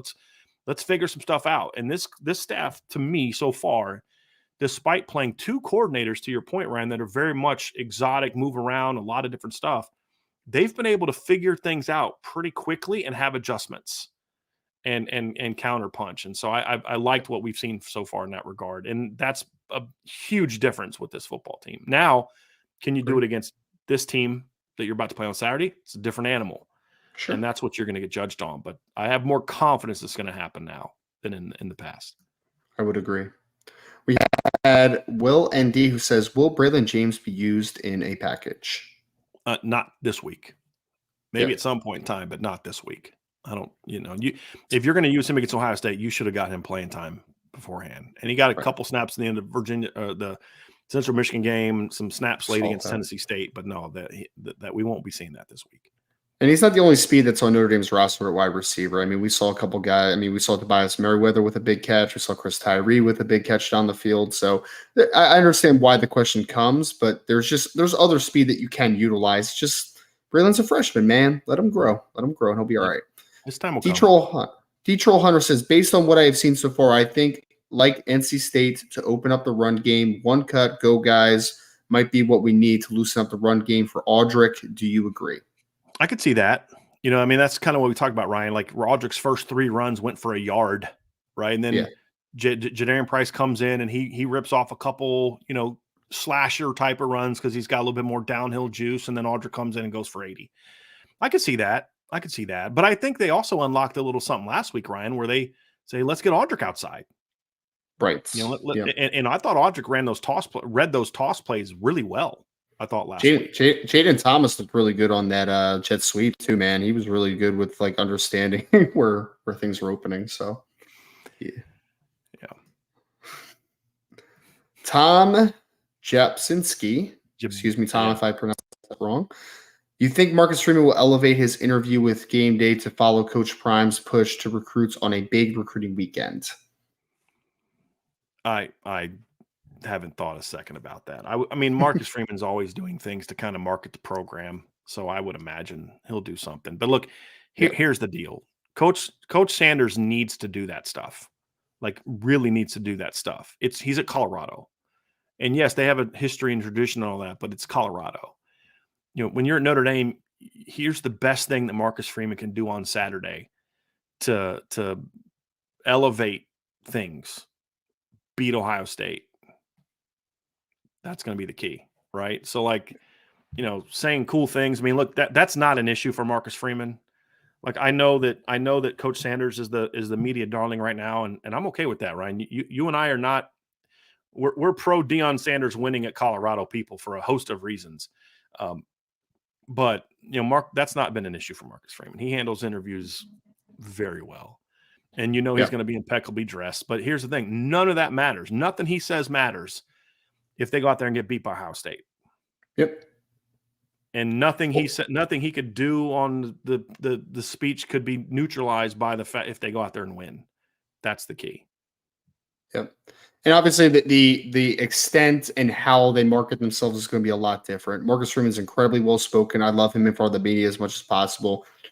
But Deion is just kind of a different level of wanting the cameras around, right? Like you're never going to have that with Marcus Freeman to that extent because Deion is just kind of a different type of cat in that regard. He's very open with everything, which it's good. Can be negative at times, depending on what it is. You know, like it's not all positive publicity, but regardless, is that he is winning football games on top of doing the media stuff, which is what matters most. Is that he's 3-0 on top of doing what he's doing. I think people are like Deion's always been kind of a me guy, but I think there's strategy to the way he handles the media right now too. Because like you and I both know, the media is hyping up Colorado for two reasons. One of two reasons. One is they're going to ride the wave until, you know, hey, we've always been saying they're going to be good. And when it crashes, so if they go out there and get pounded by Oregon this weekend, for example, they're going to tear into them, right? But here's the thing. Because Deion's made it all about him, who gets the brunt of all the attacks if they lose? It's Deion. It's not going to be Shador. It's not going to be Travis Hunter. It's not going to be the players. It's going to be him.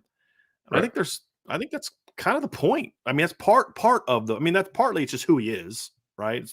His name is literally Coach Prime. People call him Coach Prime, not Coach Sanders, right?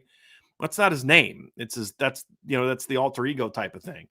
Because that's partly who he is. But I also think there's strategy involved in that. Look, yes, I'll make it all about me because when things fail, and we're going to have that happen this year, it's going to be about me, not the kids. And so it's a level of a shielding that goes on as well, in my opinion. At least that's what I think. That's what I think he's doing. We had a super chat from Tyler Evans. Thank you so much, Tyler. This the year SEC team misses the playoffs. Oh, no. They'll get an SEC team in. Don't you worry. You'd have to have an SEC team with 2 losses. You'd have to have an SEC champ with 2 losses. You'd have to have you'd have to have Bama, LSU, and Georgia and Tennessee all with 2 losses, in my opinion.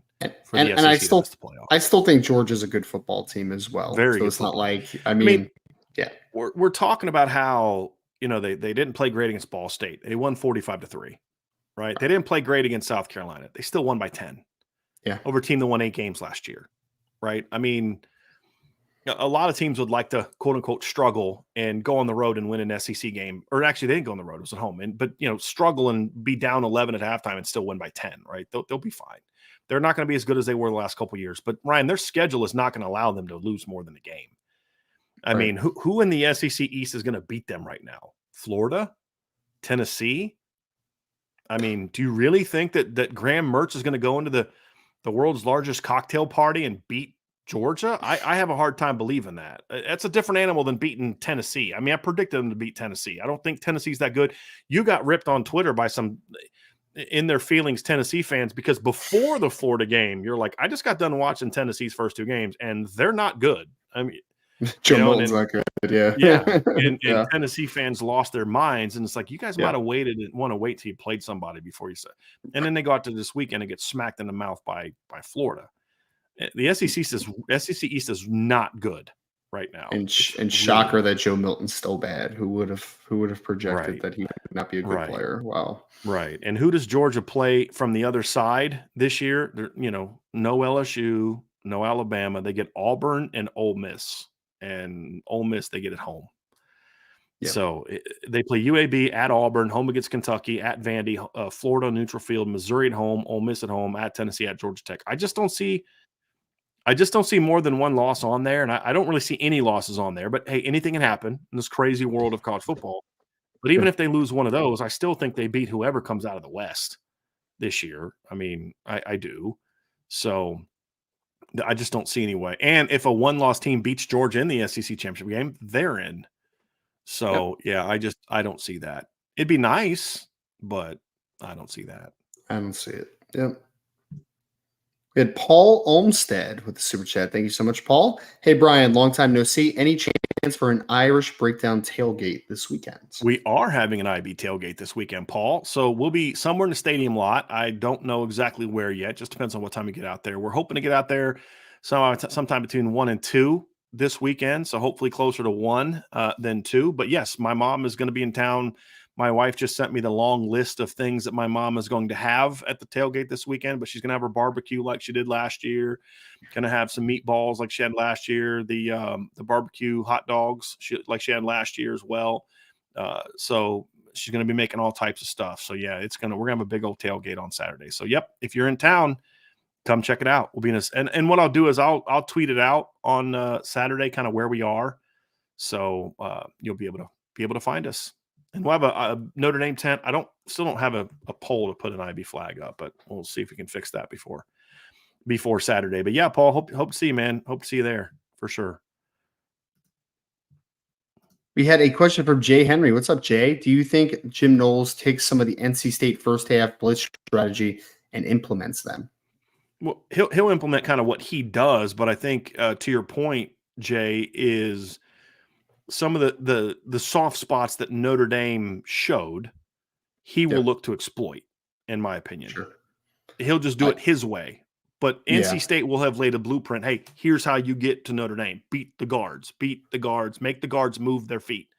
If you do that, they can have some problems. Yeah, I think it's about just who you're attacking with, Jay, right? Like in NC State, it was going to be with Peyton Wilson at times. It was going to be with some safeties at other times. Like it was going to be about utilizing their speed. I think the speed's in different spots in Ohio State's defense. Like I could see Steel Chambers blitzing a little bit, but I'm thinking of like Sonny Styles blitzing off the slot or blitzing interior. I'm thinking about maybe getting one of those safeties like a Lathan Ransom down and blitzing him at times. So I think that there will definitely be more emphasis on pressure, but I think the pressure is just going to come from different areas. I wouldn't be shocked if maybe not as much blitzing from second level defenders and maybe just more movement up front as well, trying to get a Michael Hall on the outside shoulder of a guard, stunting or doing something in that capacity, right? So I just think it's about who's going to accomplish what you're trying to accomplish is going to be a little bit of a difference. With the success they had last year with their linebackers on those delayed blitzes, I'd be a little surprised if they don't trigger their linebackers a decent amount in this game. But at the same time, too, right, Notre Dame's a different team than they were last year. And I don't mean that like, oh, they're better. I just mean they're different. They do different things. Right. They have different personnel than they had last year at quarterback and at every other position. So it's going to be interesting to see. And it's going to be interesting to see how quickly Notre Dame's coaches can get a read on it. That's the other part of it, too. We had a question from SW2205. It says, what will be the key to keeping Kate Stover in check? Just discipline.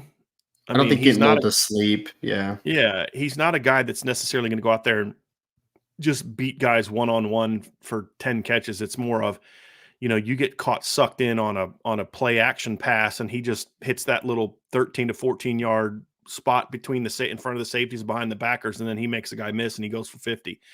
I mean, it's getting sucked in on the perimeter and he comes on an under route or a slide route or check delay, something like that. And then, he gets a leverage outside because he's an athletic enough kid, Ryan, where if you're out of position, he can get outside and get some extra yards. He's a good football player.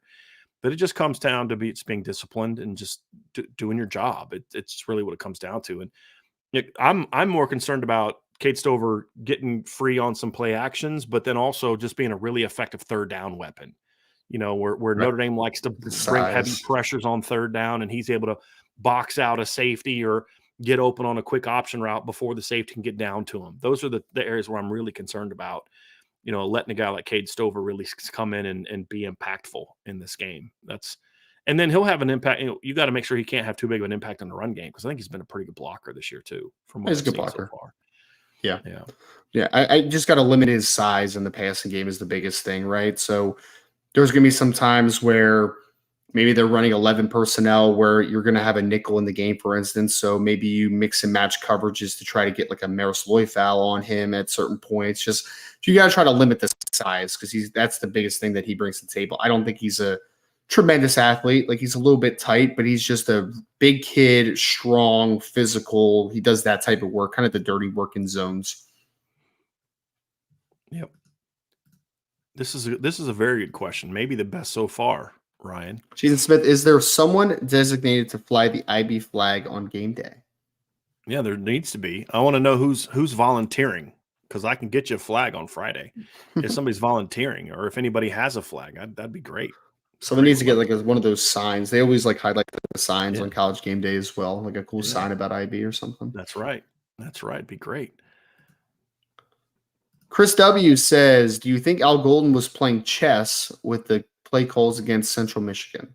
Well, if you mean by playing chess, he's playing chess with Ohio State, that would be the only maybe I could think of, Ryan. Like, I still have convinced myself, and I think this is just to make myself feel better, that Al Golden was just doing a bunch of stuff for Ohio State's benefit on Saturday, because it didn't make any sense what he was doing to attack Central Michigan. And I don't know how you go from what he did against NC State and Navy to what he did against Central. It didn't make a lot of sense to me, unless he was just like, hey, let's try some stuff out. Let's throw a lot of stuff out there and go from there. I mean, I think that's really the only way it makes sense. But no, he wasn't playing chess with Central Michigan. Yeah, I don't know what he was doing with Central Michigan, but the only way that I could buy that he was playing chess, Ryan, is if he's playing chess with Ryan Day. And let's get you thinking about this, and this, and then we're gonna have something else for you. But that's just what I've told myself to make myself feel better. I don't know that that's actually true.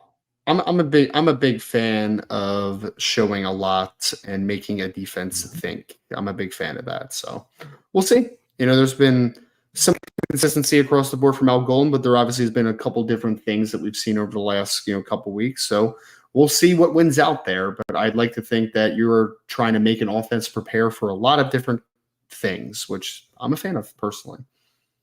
Yep.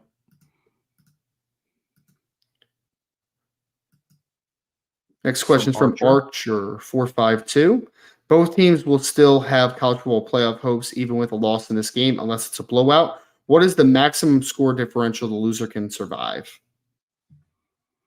Oh, I mean, I don't know that there is one, to be honest with you. I mean, Georgia made the playoff one year in a year where they lost 40-17 in the regular season to Auburn.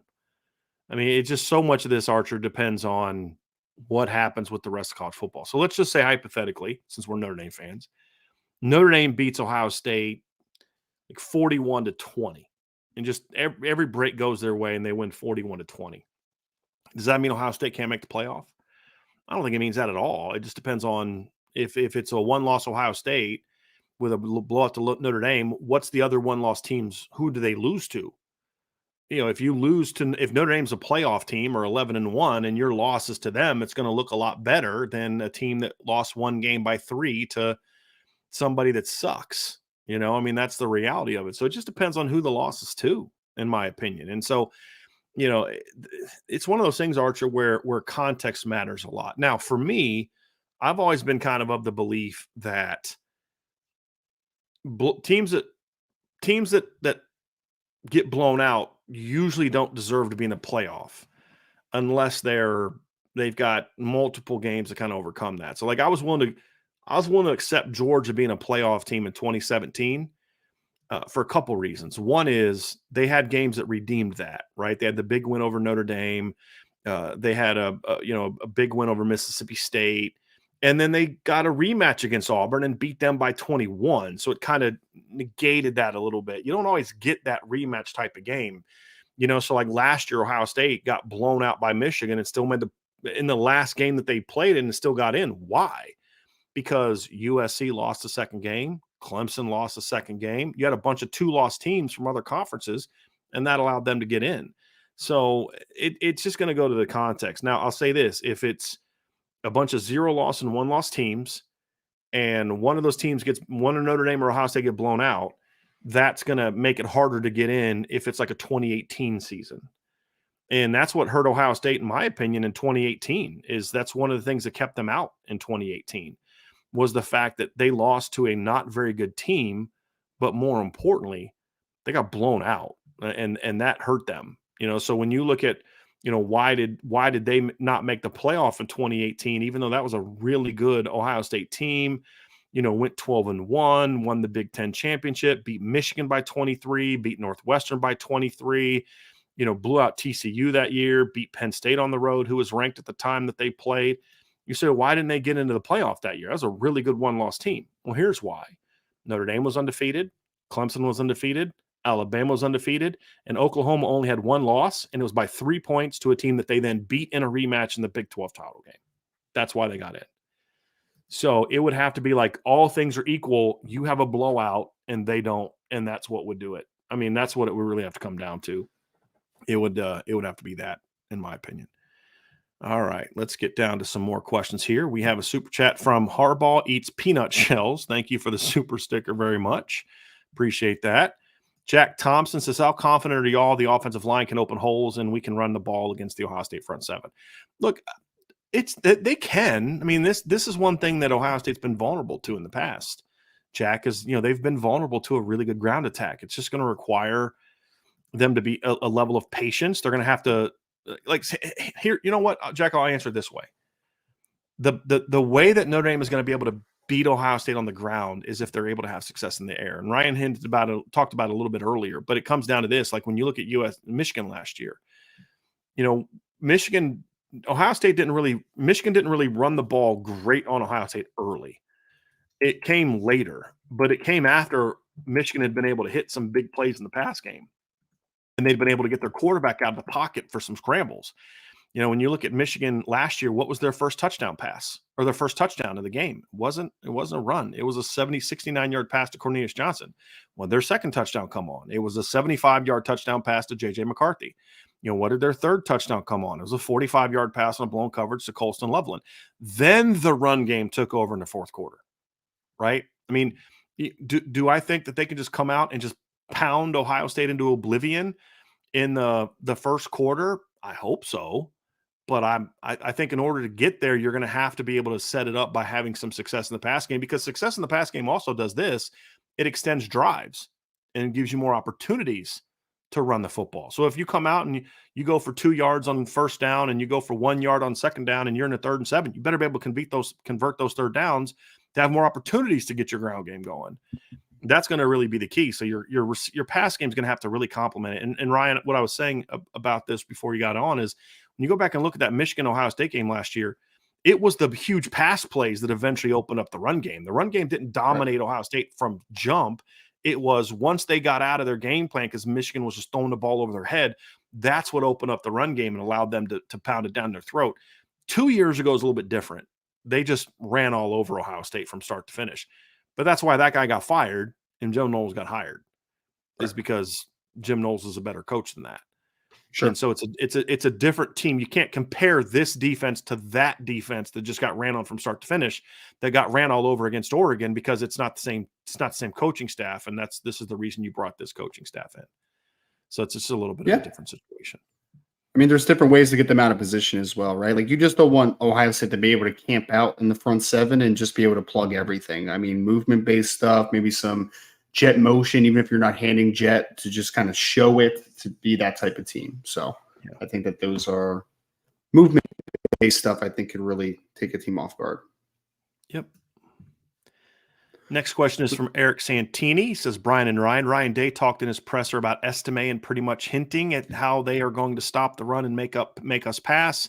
How would y'all catch the first drive if 7 is in the box? First of all, Ryan, let me say that Ryan Day is not going to go out there in the press conference and give away what they're doing. You know what I mean? Like, trust me, they've got plenty to worry about, right? But at the end of the day, yes, they're going to make Notre Dame beat them throwing the football. I just don't know if doing it with 7 in the box is necessarily going to be the way they're going to get to it. You know what I mean? Like I think they're going to do it. Jim Knowles is a smart guy. They're going to trigger the rover at times off the edge. They're going to run blitz stunts with the linebackers. They're going to bring safeties down at times. They're going to do a lot of different things. And I don't think just lining up with 7 in the box is going to be the answer, because NC State tried that. And when they loaded the box, that was when Notre Dame really hurt them with the big plays. And I don't think Ohio State needs to load the box the way NC State does, because they have better players overall. Now, are any of their linebackers as explosive as Peyton Wilson? No. But overall, they've got much better players. They've got better defensive linemen than NC State had as well. And even though their D-line played well. So it's one of those things where, Ryan, Ohio State can do different things. They don't have to just load the box up. I just don't see them doing that. I mean, I hope they do. I hope that they just put 8 in the box. I was going to say, I hope that they do load the box against Notre Dame, because I think Sam Hartman and this passing offense showing that they could throw the football around a little bit early in this game would be a big help to establishing that run game and kind of wear them down during the portion of the game. So I hope that they do kind of try to overcompensate and be able to take advantage of that early on, especially because I just don't think that there's been enough teams on the schedule that have been able to, for Ohio State, have been able to take advantage of, Denzel Burke's playing good ball, but outside of Malachi Corley for Western Kentucky, who else on the schedule wide receiver wise is going to be able to beat a guy one-on-one consistently? Like, I just don't think there's a lot of guys that can press that issue. Right. And, Malachi Corley went for 8 for 88 against Ohio State. So he had a, good player, man. Yeah. Had a nice performance against them. He's a different kind of kid too than what Notre Dame has. He's a 5'11", 210-pound kid. He's like a running back after the catch. Yeah, he's playing in an air raid. He's a much different type of player than, Tobias Merriweather, who's a tall, long strider. Jaden Thomas, who's more of a physical presence. And then Chris Tyree, who's just speed.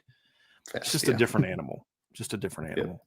And then the tight ends are look, this to me, and we'll talk about this more later in the week. Tight ends are going to be an important part of this game, right? Huge part of this game, run game and pass game. Notre Dame's tight ends are going to have to be on top of their game for Notre Dame to have this. Well, I think a great idea for Notre Dame is to run some 11 personnel and then get their tight end matched up against whoever the nickel is, whether that's Cameron Martinez or if they throw the other corner inside. I mean, that's a matchup that I think you could take advantage of. Yeah, I would love to see some trips looks out of 11 personnel and then motion Chris Tyree across and see how they respond to it. Do they send their nickel over? Do they roll a safety down? I mean, what do they do? Because then you can get, like you said, you can get into some matchups in those looks where, okay, now you've got some run game stuff you can do, getting the ball out to the perimeter. They're going to need to be Notre Dame's going to need to be creative from a personnel standpoint. I don't think they need to run a million different plays. You just need to get a little creative from a personnel standpoint and put Ohio State in some difficult situations. I just don't think you can just come out and line up in 13 personnel and run it at them all day. I don't think that's going to work. The way you need to. I don't think it will. It worked against NC State. But Ohio State will have seen that, right? NC State didn't have film of that. Ohio State now has film of that. That's why you just can't replicate. Just because something worked against one team doesn't mean it's automatically going to work the next time you face a similar defense. Yep. So, and this is kind of a similar question, Ryan, about, loading the box. And then he asked, would you begin to call in the screen game or use the pass to open up the run? We talked about that. Would you spread them out? I think the screen game is an interesting one, Ryan, because I think Ohio State's a pretty good, and I could be wrong on this. I remember Ohio State being a pretty good screen defense because Tommy Eichenberg is really good at he's really smart, and they have team speed around him to be able to play in pursuit of time. Yeah, it would make sense. I think if you're going to run screens, they need to be like quick hitters, where you can maybe, a quick now, a quick bubble, or maybe you got leverage. This isn't a game where you're necessarily going to run a bunch of, tunnels and have success. I mean, they tried the tunnels against Navy and they worked great. They ran the tunnels against Central Michigan and they worked. Guess who they didn't work against? NC State. because they just had the second and third level speed that they could just get to it quickly. So maybe unless you're doing that to set something else up, maybe they're a really aggressive team and you're going to pump, run a couple of those pump fake and try to hit a big shot, maybe something like that. But they're going to need to be like more quick hitting screens. If I'm trying to isolate those linebackers and take advantage, I'm trying more for like angles and option routes, I think, in this football game. Because again, I think that if you are able to get them in man coverage where Tommy Eichenberg's man-to-man against Holden Stace or Mitchell Evans or one of the running backs, that's where you have an advantage in the passing game. Right. If you're trying to run a slip screen or an inside tunnel screen against Tommy Eichenberg, I don't know that that's where you're going to be. He's very – and I know he's a little bit more of an accomplished player from last year comparative, but him and J.D. Bertrand do a lot of the same things very well, right? Is that like they sniff out screens. Like J.D. Bertrand's a guy I would never run a screen against. It's just not a good idea. Like I'd get him downfield. I'd get him in seam routes. I'd get him in matchups against taller, faster players. Exactly right. We had Conrad who said, I've been a little concerned with our run defense in the first 4 games. Is this a cause for concern for Saturday? I honestly, this Saturday was the first time I really had any issue with Notre Dame's run defense. Like, honestly, I mean, they gave up 126 yards to Navy, which is a very good output for a triple option team. A team that usually averages almost like 300 yards most years. Their second game against Wagner, they went for 245. This past week against Memphis, they went for 299. You held them to 126. That's a pretty good performance. They've only had one game lower than that in the last 2 years, and that was against Air Force. Right. I mean, it's kind of funny. The only team that's been able to stop Navy, like really shut them down in the run game the last 2 years has been Air Force. It's wild because they know how to defend that stuff. But outside of the Air Force game, their lowest total last year was 176 against Cincinnati. The year before, their lowest total outside of the Air Force game was the 166 against Notre Dame. Notre Dame held them to 126.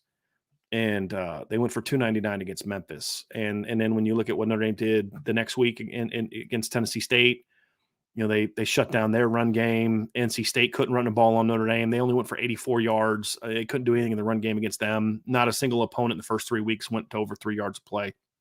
I thought last week against Central Michigan, it was a lot about just being undisciplined. And like I said, there was just stuff they're doing that just didn't make sense, which is why I've convinced myself that Al Golden was just throwing stuff at him just to put something on tape for Ohio State.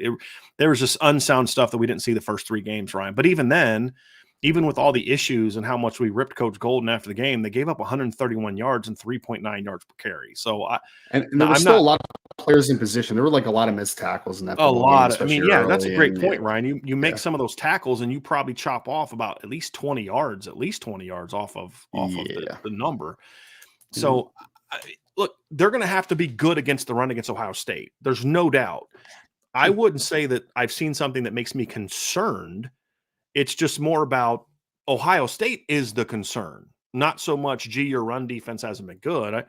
I think the run defense has been pretty good. You just haven't faced a team like Ohio State, and you've got to be able to handle your business against Ohio State. But I also don't think this is necessarily the best offensive line they'll have faced this year.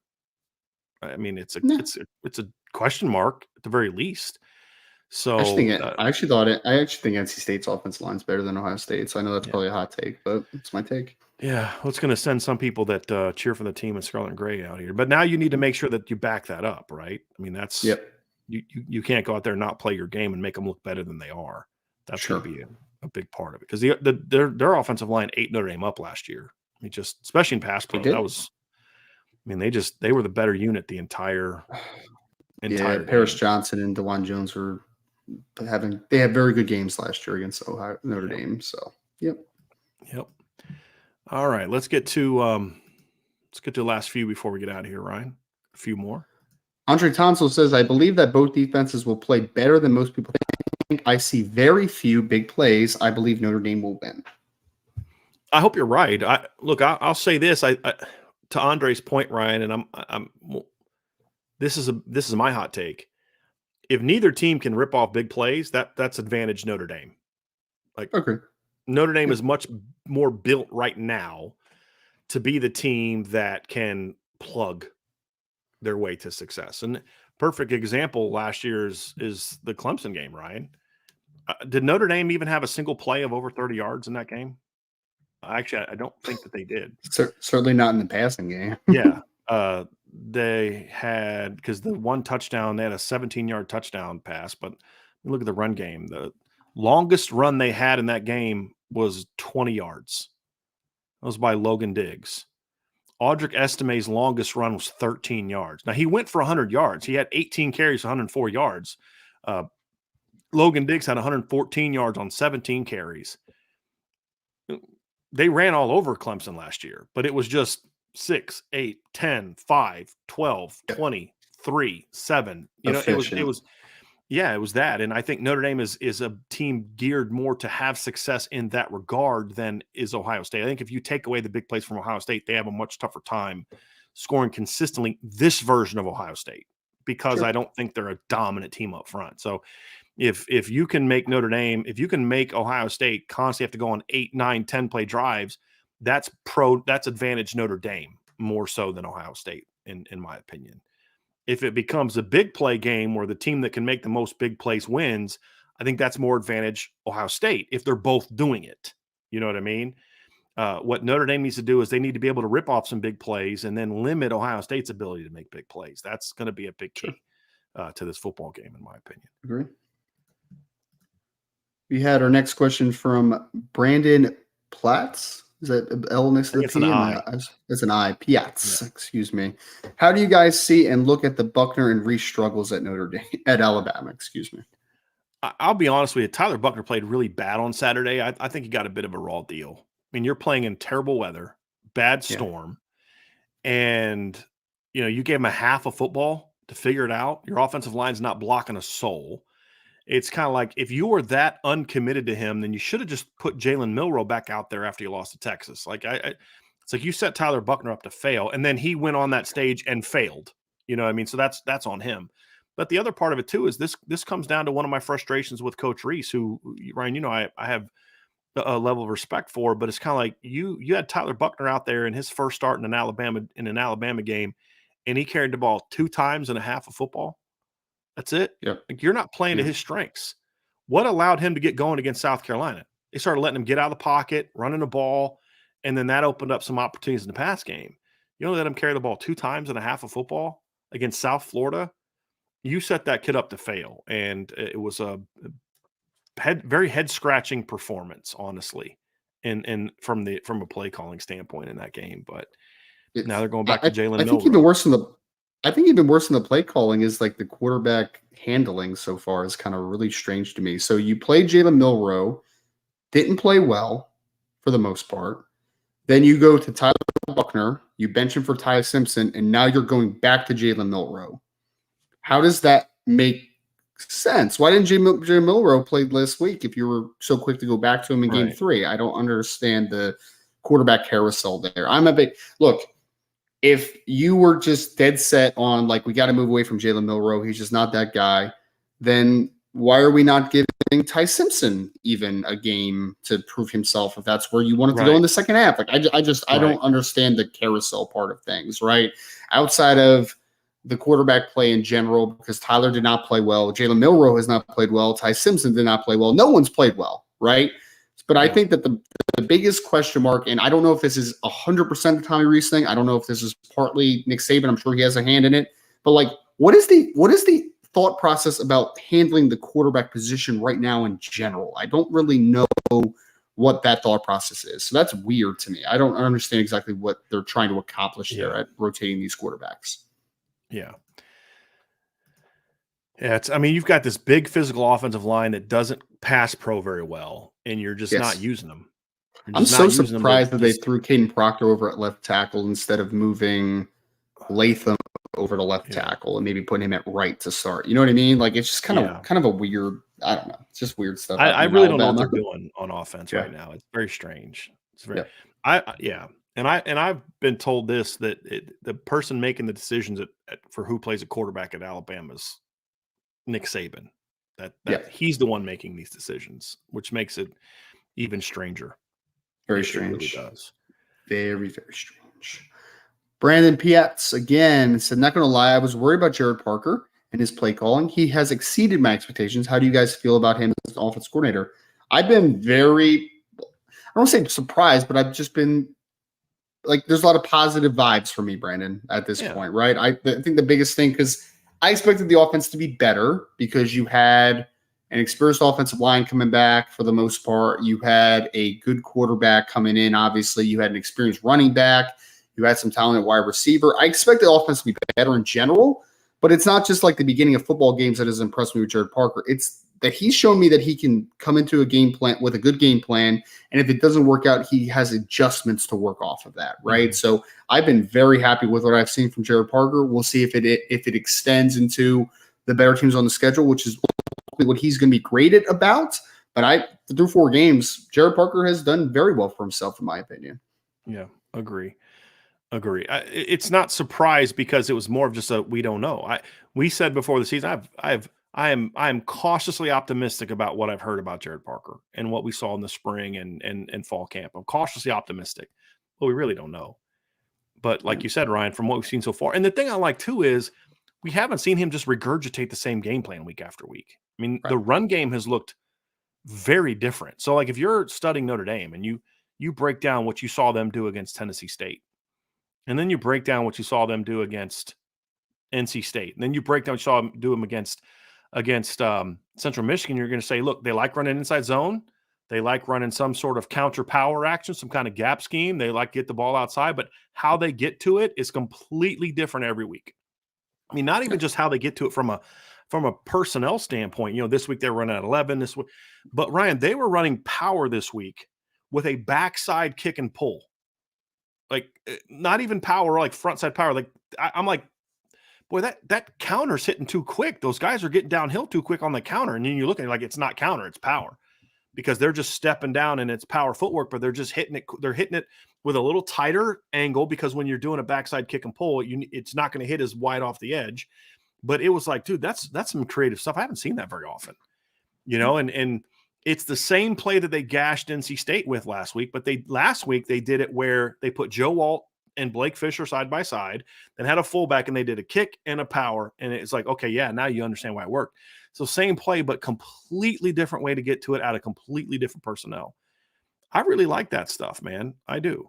I like that kind of stuff. So now will it work against Ohio State? Because Ryan, you know this in coaching, man. You do some stuff, man, some really creative stuff, and it really worked against Central Michigan. And then you're like, yeah, it's because you have way better players. You know, but this is ultimately the week where it's going to be the test. But just schematically, I've really liked what I've seen so far, especially in the run game. Some really creative stuff in the run game. I agree. Got a super chat from Isaac Atkins, Ryan. He says the rumor was Milroe was suspended one game. I mean, that would make sense. That would be the only thing that would make any sense, really, Ryan, is if Milroe was an option. So I assume he didn't play at all in that game, right? He did not play at all. Yeah. I assume that was just a coaching decision, but I guess that was a suspension. That would make sense, Isaac. You know, but honestly, like to me, that's even worse because now it looks like you just threw Tyler Buckner under the bus, right? You put him in an impossible situation and just didn't play to him, and now it's like, oh, you're benching him after half. It's like, well, you know, like, my bigger question would have been is if Tyler Buckner would have played well in that game, then in that scenario, would there have been an open competition? And maybe that's why they didn't put him in position to play well. I mean, it's just all of it's just so weird. But here's the fact of the matter is Alabama has not looked good. No, last 2 offensively, weeks. Very bad. Very bad. At all.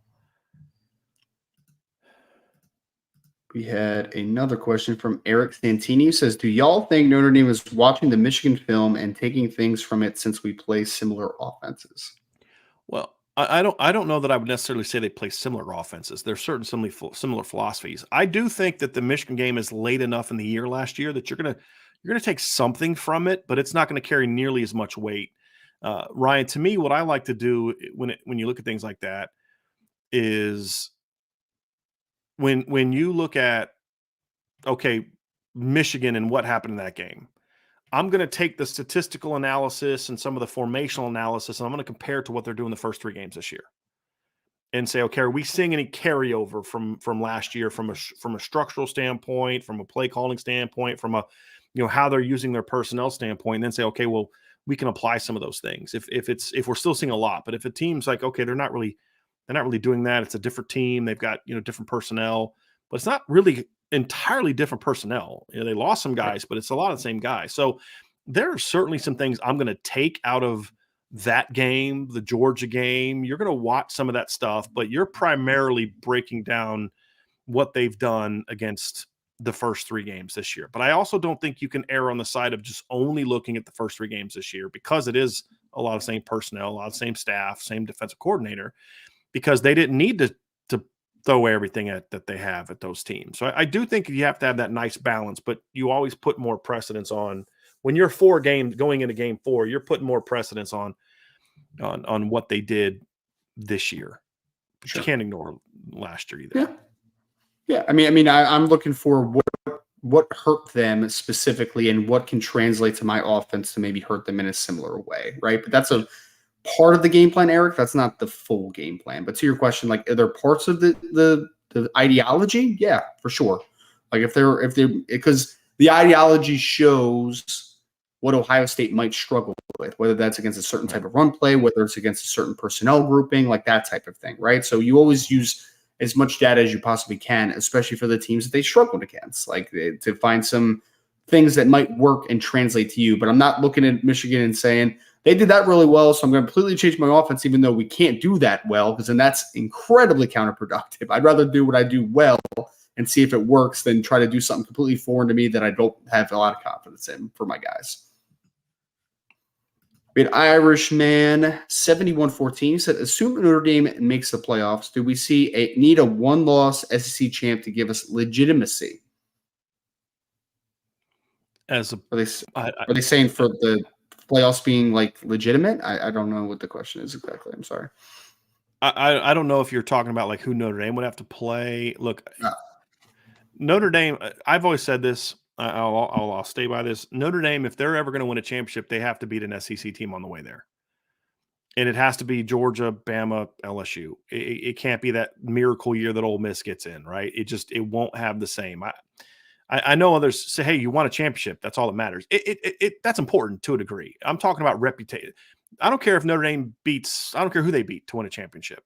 If they have to beat, let's just say they beat a Big 12 team and an AAC team that gets in. I'm like, I don't care as long as they win it. But from a perception standpoint, then, when you talk to legitimacy in air quotes, I do think you need to beat an SEC team on your way in. Now, the one exception is if Notre Dame runs the table this year and Ohio State runs the table this year, then I think if Notre Dame goes and wins a championship by beating, I don't know, the team that beat Ohio State in the semifinal, and then whoever they play in the semifinal, let's say Notre Dame beats Texas in the semifinal, and, Washington beats Ohio State and Notre Dame beats Washington, that's legitimate because you beat a power team and the SEC wasn't that good, but there will always be that, well, yeah, it's because there was a down year in the SEC.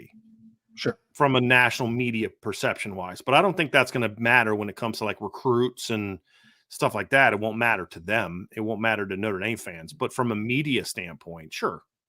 You need to beat an SEC team to get them to shut up, in my opinion. Yeah. Oh yeah. For the entirety, I would agree with that. I would 100% agree with that. Right. Yep. Ben Tornowski says, do you think Jared Parker was saving stuff for Ohio State and we may see more 11 personnel this week? Possibly. Possibly. Like, here's the thing, Ben. We don't know who Jared Parker is from a long-term standpoint. All we know of him is what he's done the first 4 games. Right. So, look, to me, they seem like a team that is trying to we are a physical team that runs the football. We run the football downhill. We throw the football downhill. That's pretty much what Notre Dame is. I think that's their identity. Now, could there be some 11 personnel wrinkles this week? Sure. Sure. Are there certain plays that Notre Dame didn't run yet that they're going to run for Ohio State? Sure. That's true for Ohio State as well, because what works against Ohio State may not work to beat NC State. But trust me, if they felt they needed to do something to beat NC State, they weren't saving it for Ohio State. They were going to use it against NC State. So, but yeah, there's going to be some unique wrinkles for Ohio State, but I believe that to be true, Ryan, because we've seen that every week. They had unique wrinkles for Central Michigan. If they had unique wrinkles that we hadn't seen all year from Central Michigan, then there's going to be some for Ohio State. But all those wrinkles have been within the identity of who they are as a football team. We're going to run power. We're going to run power. They like that play. We're going to run power. We're going to run, some gap scheme. We're going to run some zone. We're going to get downhill on you, and We're just going to find different ways to do it. That's been the thing. That's going to what we're going to see. Now, I would expect that the wrinkles for Ohio State will be more of how they get to those things, but we're in the run game wise, but I could certainly see some pass game wrinkles this week. Certainly. And you hope that they can take advantage. I just want them to take some shots, man, and hopefully the receivers can win some contested throws. Look, against a team like Ohio State, you're going to have to win contested throws. You're going to have to make tough plays. It's not just going to all be scheme. You've got to sometimes say, hey, man, scheme be damned, Ryan. Throw the ball up. Tobias, go make a play. Jaden, go make a play. Holden, go make a play. Tyree, go make a play. Guys, it can't always be about me scheming you open. Sometimes you've got to go make a play. Using the Joes. Yeah, it's gonna come down to that. And if they don't do that, then I'm not blaming Jared Parker. It's like, okay, well, you guys didn't play well enough, and so maybe we should try this guy more there. Or you better hope that you step it up by the end of the year, because I got Cam Williams and Micah Gilbert coming in next year. So that's basically where it's going to be. Yeah. Last one here. And last one from Bobby S. Says, will Ben Morrison travel and follow Marvin Harrison around the field? No. I do not see that happening. Look, now it can be tempting because they're going to move Marvin Harrison around, right? Him and Emeka line up in a lot of different positions. Like, you can't just pick one guy, but I'm just a believer in keep your guys where they are and make sure they're very good at what you're asking them to do. And then you can match up in certain ways. And then I'll alter my calls. If I see that Marvin Harrison's in the slot, this is what we like. This is the packages that we like from a play calling standpoint. These are the checks that you make as a secondary or as a linebacker when you see that alignment. I'm not a big fan of taking a kid like Benjamin Morrison, who's just a boundary guy, and then saying, okay, now we're going to put you in the slot, which is completely different than playing into the boundary from a technique and a field position. So there's things like, if a guy wants to take this kind of release in the boundary, I'll let him do it because he's taking himself out of the play. In the slot, he's going to get open. So I'm a believer that if you're not a team that already does that, don't do that, because what you're doing, Ryan, in my opinion, is you're now saying this is what we're best at, but we're not going to keep doing what's got us here. We're going to do something different because we fear this guy. There's things that I would do schematically to maybe help a Thomas Harper if he's matched up against Marvin Harrison. But my philosophy is, then let's double Marvin and let Benjamin lock down whoever's in the boundary. Let Cam lock down whoever's out there. Trust those guys to do this. And if we get Marvin in a matchup that we don't love, then we'll help that guy out. That's what I would do, as opposed to moving guys around. The only time I would move guys around, Ryan, is if that's just who I am. If that's your philosophy in general, then go for it. But that's not what – if you're left-right from week to week, then stay left-right. I don't care who you're playing. If you're field boundary, then stay in field boundary, no matter who you're playing, because that's who you are. Be great at what you do. And I think Notre Dame's finally in a position where they can just be great at what they do. They don't have to, we got to throw this out. We can't run our defense because we're not good enough to run that against Ohio State. Like, we've talked about teams that need to do that against Notre Dame. They got to throw the kitchen sink at Notre Dame because they're not good enough to beat Notre Dame if they don't. And they have, and they're still not good enough to beat Notre Dame. I don't think Notre Dame needs to do that against Ohio State. Play your game and limit mistakes, and you'll have a shot to win this thing. That's how I believe. Well, we talked about coming into this year that you had a dynamic duo at cornerback, right? So I agree it's tempting, because I do think Benjamin Morrison is the best matchup for Marvin Harrison from a style perspective as well. But Cam can take away some things that Marvin Harrison does well. He's a 6'2" and 7/8 inch corner, right? So he can take some things away. I don't think that you shy away from your strengths, to your point. I think that Notre Dame has all the confidence in the world in Cam Hart, as well as they do in Benjamin Morrison. Play your game and hope you come out on the other side in a good Thomas position. Harper's been playing pretty good football so far the last couple weeks as well, and he's physical. So again, let him be physical against Marvin Harrison, and then protect him over the top. Right? That's what I would do. And then you throw something different at him. So here's the other thing too, Ryan, is if I'm Ohio State, because I did this when we were at Duquesne, we had 3 really good receivers. So if we had a team that was more afraid of one guy than the other guy, we would then use that guy as a dummy or a decoy to get into matchups. So, hey, you're going to take your boundary corner off the boundary to go match up against him. I'm going to put Emeka into the boundary against Jaden Mickey or whoever your not Benjamin Morrison is, and I'm going there.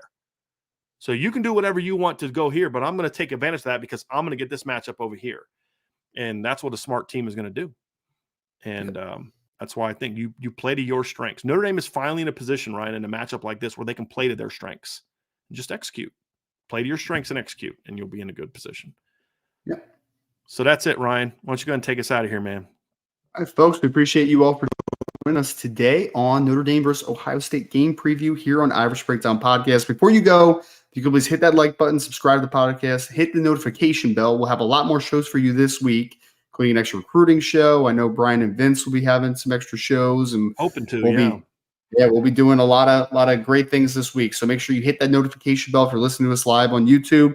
Subscribe to the podcast if you're listening to us on your favorite podcast platform, as well as 5-star reviews are always very much appreciated. Also, go to boards.irishbreakdown.com. We'll be having some recruiting intel. We'll be having some team intel leading up to the game against Ohio State on Saturday night, college game day. Hope everyone's excited. Make sure you hit that like button again.